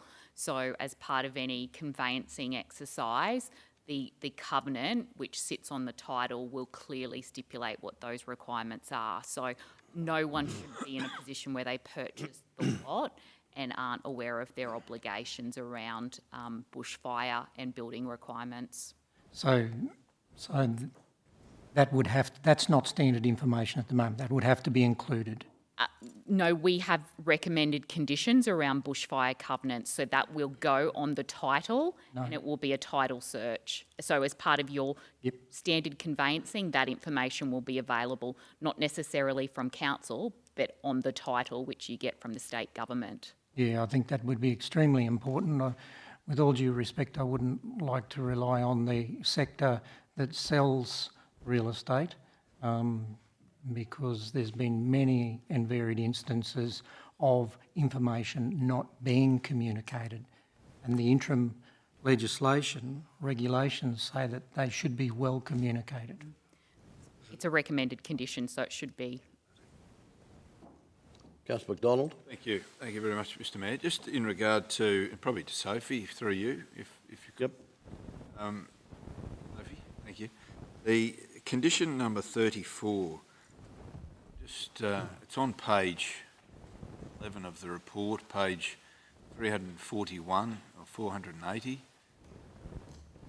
Simply says the applicant must submit to council a solicitor's undertaking to register the bushfire management covenant at the same time as the registration of the plan of subdivision. And I think I've never seen any sort of condition like that, albeit that's probably not unusual. But I guess my question is around whether that actually removes or indeed further implicates council for litigation. The devastation of bushfire happens. This is about bushfire. No, do you? So, Councillor McDonald, that's a standard condition that we impose on applications of this nature, where the obligation is on the applicant to register covenant documents, register transfer documents.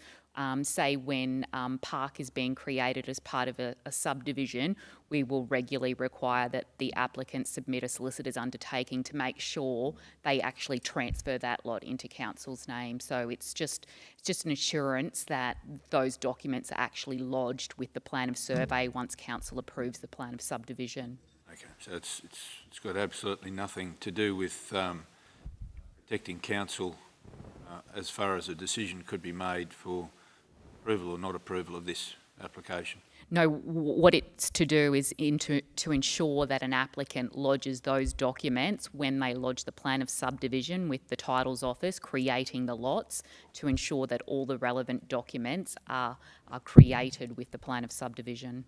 Thanks, Natalie. Any further questions? Julie? No further questions?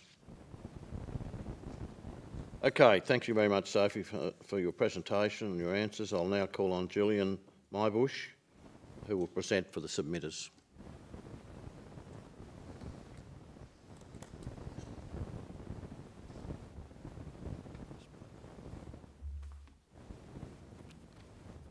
Hi, good afternoon, councillors. My name's Jill.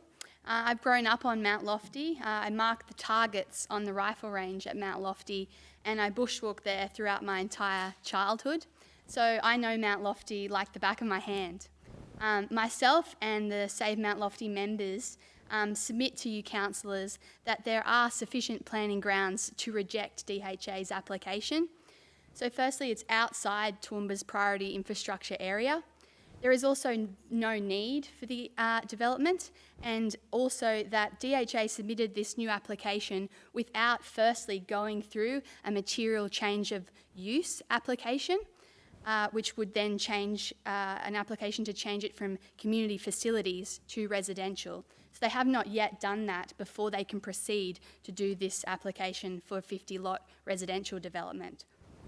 It is also, the 50-lot subdivision will not be a minor impact, as DHA suggests. Council's planning department, as we've seen, has found that the entire 50 lots is within the biodiversity corridor as mapped by Toowoomba's environmental significance overlay. If we can just get that back up, I think it is attachment 1, figure 6. Thank you very much.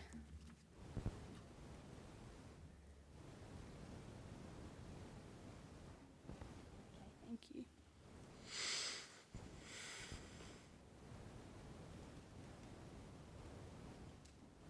Thank you. It's that one there, the green one.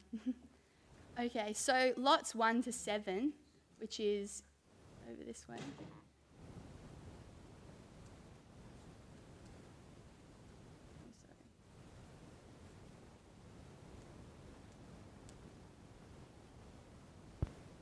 Yep, that's right. Okay. Okay, lots 1 to 7 are just here where the red dot is. And also lots 8 to 14, just here on the edge. They still have significant heavily vegetated area. So even though it's a biodiversity corridor, which is very important, that area is still significantly vegetated. So significant trees will have to be removed as part of DHA's development for those lots. And also, we would also like to make note that the site is within a bushfire hazard area as confirmed by Queensland State Planning Policy Bushfire Hazards Map. If we can put up figure 7, just down a bit further. So this is Toowoomba's overlay of the bushfire hazard overlay. We provided you with the Queensland State Planning Policy Bushfire Hazards Map on our Zoom meeting earlier this week. This is the Toowoomba Bushfire Hazard Overlay area. So the Mount Lofty site, the entire Mount Lofty site burnt out in 2002 escarpment bushfires, and the only reason this fire did not reach the homes on Martini Street and Rifle Range Road was because there was this buffer zone in between. So this was shown to you on Monday's Zoom meeting, the archival footage from Win News and local residents of the fire coming straight up that Mount Lofty escarpment. DHA now wants to develop the 50-lot subdivision here on this buffer zone, which is directly beside the significant steep-sloped bushfire hazard area. That's 150 approximately new residents, 1,200 existing Mount Lofty residents, and 200 elderly nursing home residents of the 2 nursing homes on Rifle Range Road and Stewart Street that will be impacted by a potential bushfire. So DHA's bushfire experts described the bushfire risk from this proposed development to Toowoomba residents as tolerable. So councillors should ask yourselves, why are we putting the Toowoomba community under any further risk from escarpment bushfires? Nowhere in DHA's reports do they mention or factor in that the site burnt out in 2002. DHA has failed to conduct any bushfire mitigation measures to reduce bushfire fuel loads across the property. So Council and QFES commenced Operation Cool Burn to reduce the fuel loads on council land along the Toowoomba escarpment, which is commendable, but it is also an acknowledgement that the risk of bushfire is real on our escarpment. So last September, we had Binnaburra, so it's a rainforest area on the Gold Coast escarpment, burnt to the ground after 90 years of operation. Last November, we had Ravensbourne and Petrie fires that burnt over 20,000 hectares of escarpment bushland. So former Queensland Fire Commissioner Lee Johnson, he told us here in Toowoomba earlier this year that Queensland firefighters have never seen bushfires with this intensity as those of the 2019-2020 bushfire season. Jill, if you could just wrap up, please. The time allotted is very nearly finished. Sure. He said that if there is a fire on the Toowoomba escarpment, get the hell out of there. So as Sophie said, the Bushfire Royal Commission pointed out that 99% of homes that were lost in 2019-2020 bushfire season were within or in 500 metres of bushfire-prone land. So DHA has a 20 to 30 metre wide asset protection zone and building envelopes for the 50 lots, but this is, the whole site is within 500 metres or in a bushfire hazard zone. So Mayor Antonio, you said that Toowoomba's planning scheme needs to be changed to include fire risk. So we hope that you won't be remembered as the council who let DHA develop a 50-lot development in a bushfire hazard zone. So surely the prudent message must be for you to vote no to this development and undertake further negotiations with DHA to transfer the entire site, the entire Mount Lofty site, to council for parkland for the community residents of Toowoomba. A councillor with an understanding of this bushfire risk to our escarpment would vote no. So we urge you councillors to vote no to DHA's application. Thank you very much. Are there any questions for Jill? Councillors? Councillor Carl? Bill, made mention that there's been no MCU application before the actual development, the application for the development, a change of use. Yeah, that's correct. So originally the first application was for 344 lots, which was over the entire area, and then they paused that application, and then there was meant to be a material change of use application applied to by DHA to the council to work out whether it should be changed from community facilities to residential. That did not happen. DHA just submitted this new application for a 50-lot subdivision.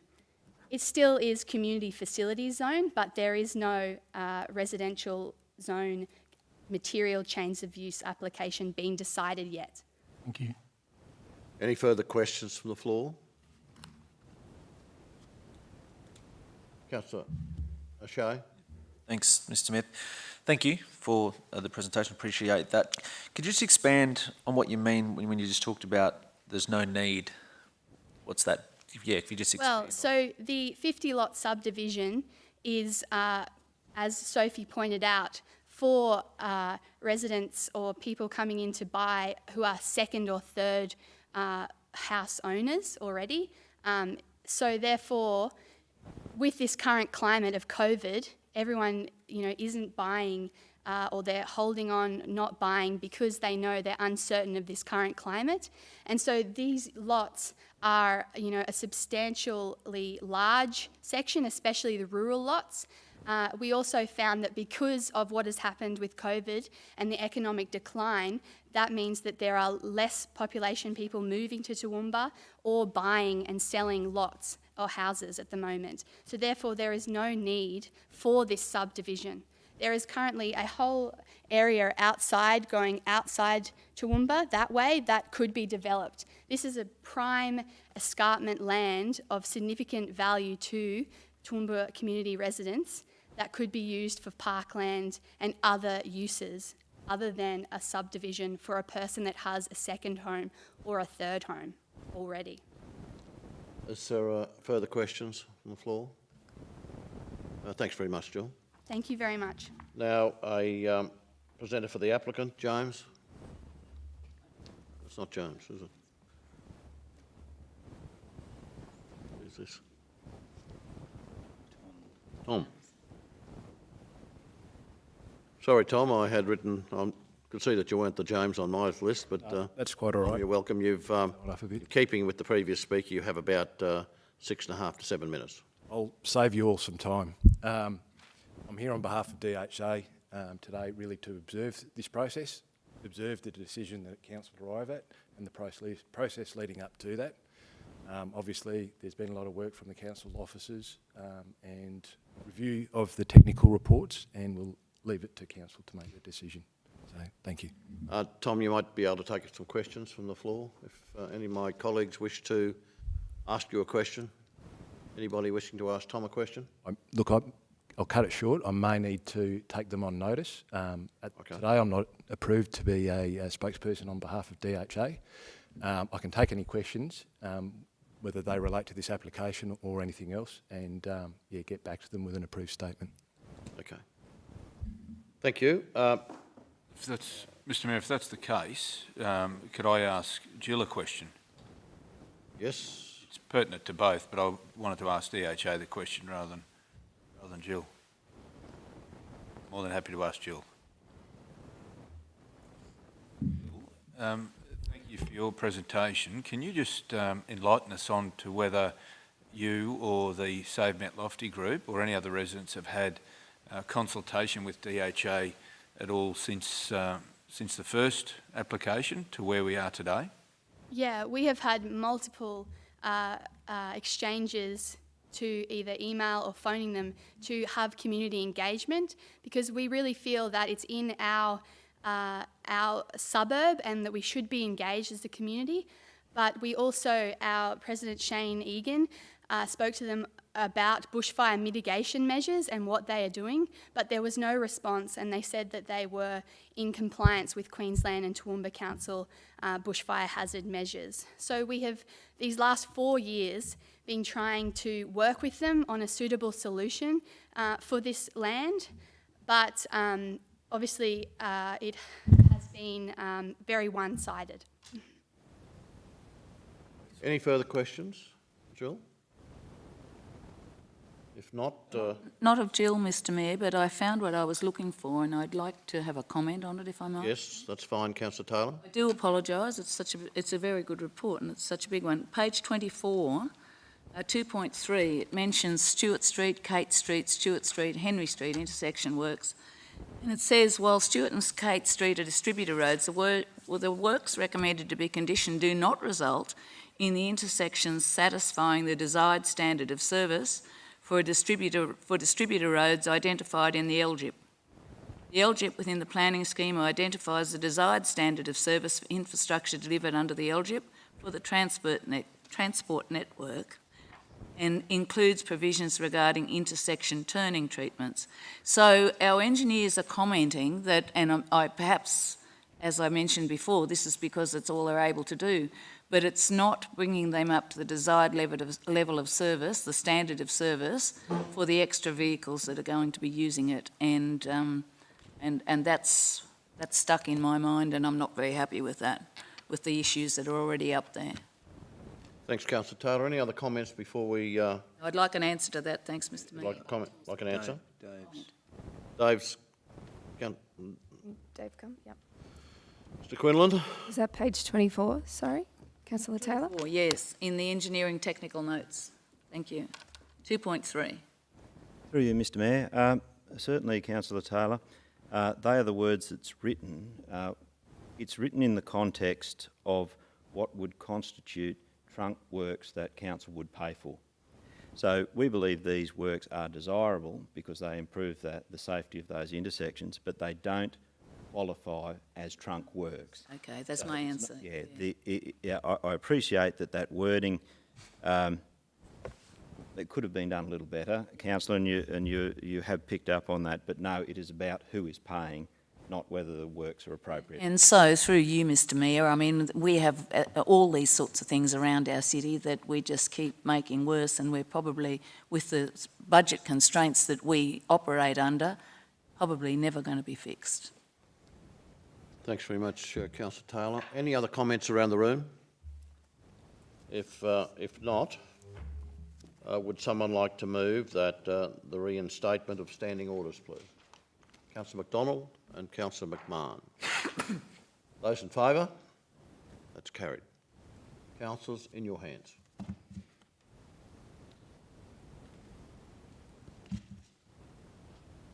Councillor McDonald and then Councillor Carl. Mr Mayor, I've deliberated long and hard over this situation and acknowledge the work that DHA have done to go from 344 lot subdivision to what we are today in this application.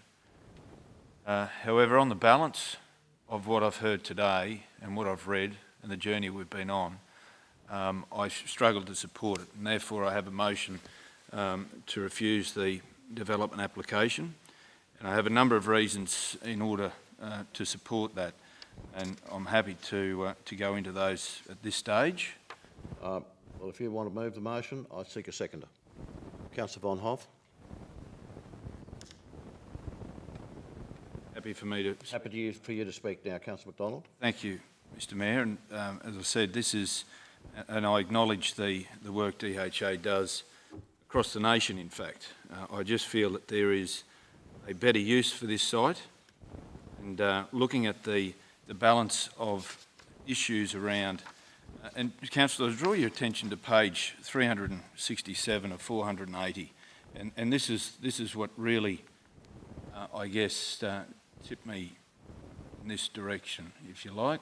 And we'll go to it so I can read it, if you bear with me for a minute. 67.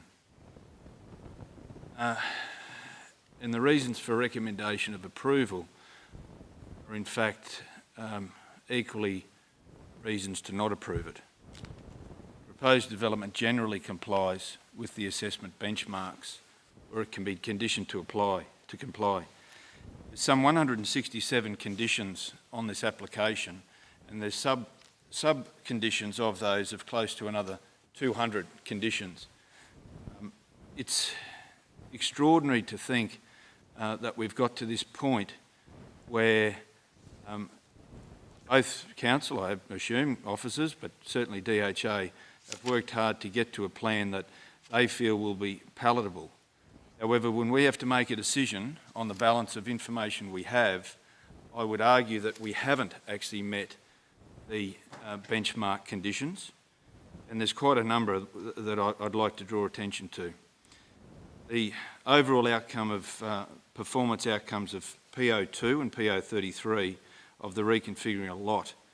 The proposed development does not respond to sensitivities, on-site topography, access, vegetation, views and adjoining land uses. Second element is around the overall outcomes 2A, D and H, and performance outcome P04 of the reconfiguration of a lot code and the purpose of overall outcome 2A of the community facility zone code. There's been quite some discussion around that, and I understand that there are other areas where this has achieved, and we got to a point, Councillor Summerfield raised it, however, this is quite a different location. The proposed development will detract from the amenity of nearby residences. Third element is around the performance outcome 5 of the Bushfire Hazard Overlay Code and the State Planning Policy, July 2017, Natural Hazards, Risk and Resilience of State Interest. In my opinion, councillors, the proposed development does not provide for the safety of people and property from bushfire risk. I would hate to be part of a council that in years to come a bushfire devastates that region. I really can't be part of that.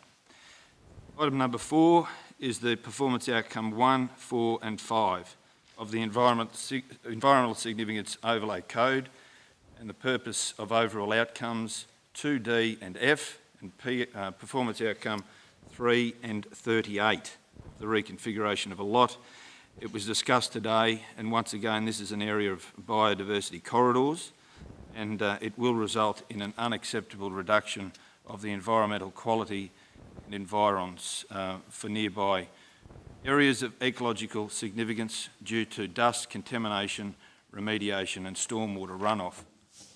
Performance outcome 5, councillors, I have mentioned in regard to reconfiguration of a lot, and the proposed development will result in unacceptable risk to human safety and the environment due to contaminated land. The Local Government Infrastructure Plan, the LGIP, and the purpose, overall outcomes 2J and L and N of performance outcomes P030 and P041 of the reconfiguration of lot code and the State Planning Policy, July 2017. The majority of the proposed development is located outside of Council's priority infrastructure area, PIA, and results in additional demand on networks. Councillor Carol Taylor has mentioned this during this afternoon's presentation, and it has not been anticipated by the Local Government Infrastructure Plan. So, councillors, they are the reasons. As I say, it's probably taken me to this time to decide, because there has been significant work, effort, and I dare say money involved. but there's also been a lot of emotion on all sides, and on balance, the refusal is something that I put forward as consideration for councillors in this case. Anybody wishing to speak against the motion that's been put forward by Councillor McDonald and Councillor Von Hoff? Councillor Von Hoff, do you wish to briefly sum up? It's not protocol, but if you could just briefly sum up. Thank you for the opportunity, Mr Mayor. And I'd like to start by thanking our officers for the work that they've done and the recommendation, and Mr Stewart. I know that there has been a lot of work that's gone into this, and I understand the parameters that you work within. Nonetheless, this comes to us for a vote. And when it does that, it means that we have agency and we have the power to make a decision here. And I want something better for us than this proposal. And I thank Councillor McDonald for the rationale, because that's very important that DHA understands the reasons. So I'll just really briefly speak from the heart here, which is to say, I want something better for us. And I want us to think decades and decades and decades down the track. And Queen's Park was gazetted as a park in 1870. And I would love us to have that same amount of forethought for creating something spectacular for future generations on our escarpment. And I will lastly just say that while I understand the negotiating technique of DHA to say, approve this 50 and we'll give you the balance, I do take exception to it, because I would push back against that, and I would argue that we really stand up for the community and fight for the entire lot, because that land, that 50 lot, that's the best part of that entire block. It's the flattest and the easiest to develop, and I would like that to come back to us, because I do think that that's fair. So I'll leave it there, but I thank my fellow councillors for their consideration. In view of the fact that it's almost 6 o'clock, I've got a date with my granddaughter right on 6, which complicates things a bit. I think we've reached a position, and I thank everyone who's been involved in the debate, but can I particularly thank our staff? Yep. I can feel the tension here. They've stuck by the rules, absolutely done what was dead right as far as our rules are concerned, and the opportunities. And to Stuart, Natalie, Sophie, thank you very much, and to all the team who've been involved. It's not an easy game planning, ladies and gentlemen, or councillors. It's not an easy game. I took some advice today from a number of people who are in the land business, selling land, and they assured me, contrary to what Jill has said, that this would be red-hot land and it would just go whoosh-car like that. Now, I guess, in view of the circumstances we face now, that's irrelevant. Councillor McDonald, I agree wholeheartedly with you, and you may recall that a previous development on the range, and thinking back to those bushfires in 2002, having been involved in that, having been involved in fighting fires on totally hospitable country compared with that, I've made a decision in a similar way. So that's where we stand. I will now ask you to sum up. Mr Chair, Sorry, can you sum up quickly and then we'll go to the vote? I just wanted to acknowledge those comments, those very quickly, Councillor Von Hoff and other councillors, but also the position that DHA find themselves with Tom speaking here and couldn't ask any questions. That must be extraordinarily difficult as well in that regard. But I do think, depending how this vote goes, I do think we should have opportunity to see a better outcome for that parcel of land for many, many years to come for our region. And if DHA are here to listen, that's the message. Righto. Yeah. Thank you very much. Councillor Carl. There's something that 10 seconds, Councillor Carl, I'm sorry. And with the indulgence of the mover and seconder, there is one point, and I'm not sure whether that was covered off from the officers' demonstrated need, given that the vast majority of this is outside of the priority infrastructure area, should be tabled as well as one of the reasons why. Well, I think that's very much part of it. It's included, it was the last point. Yep. Yeah, and the only other thing that I do wish to raise is that the term developer is very loosely used in my view, when it comes to DHA. It's a government-owned entity. Thanks, Councillor. No competition. Just a very quick... Got a few seconds. That might be hard for you being a former state parliamentarian, but there's a lot of people who want to get home and have dinner. Me included. Could I just make it clear that because of the rules of debate, most of us have not the opportunity to... Absolutely. No, that's right. If that could be made clear, particularly to the members of the press who will no doubt report on this issue tonight, that most of the rest of us would have firm views one way or the other on this issue, would have liked to have expressed our point of view, but the rules which we respect. And Mr Mayor, if I could just say thank you, Councillor Carey, for that, because we'd all like to be saying something. Yep. Thank you. Look, I'm sure you would. I took the liberty and stretched the rules a bit and gave the seconder an opportunity to speak when it was obvious there'd be no one voting the other way. But anyhow, I think we reached the stage now where this matter goes to the vote. Those in favour of the resolution moved by Councillor McDonald? Those against? Nobody. Carried unanimously. I don't know if Councillor O'Hara-Sullivan is still outside, but I may well take the liberty in her absence of closing the meeting and meet my responsibilities within my family. So thank you very much, and once again to our planning staff, I can feel it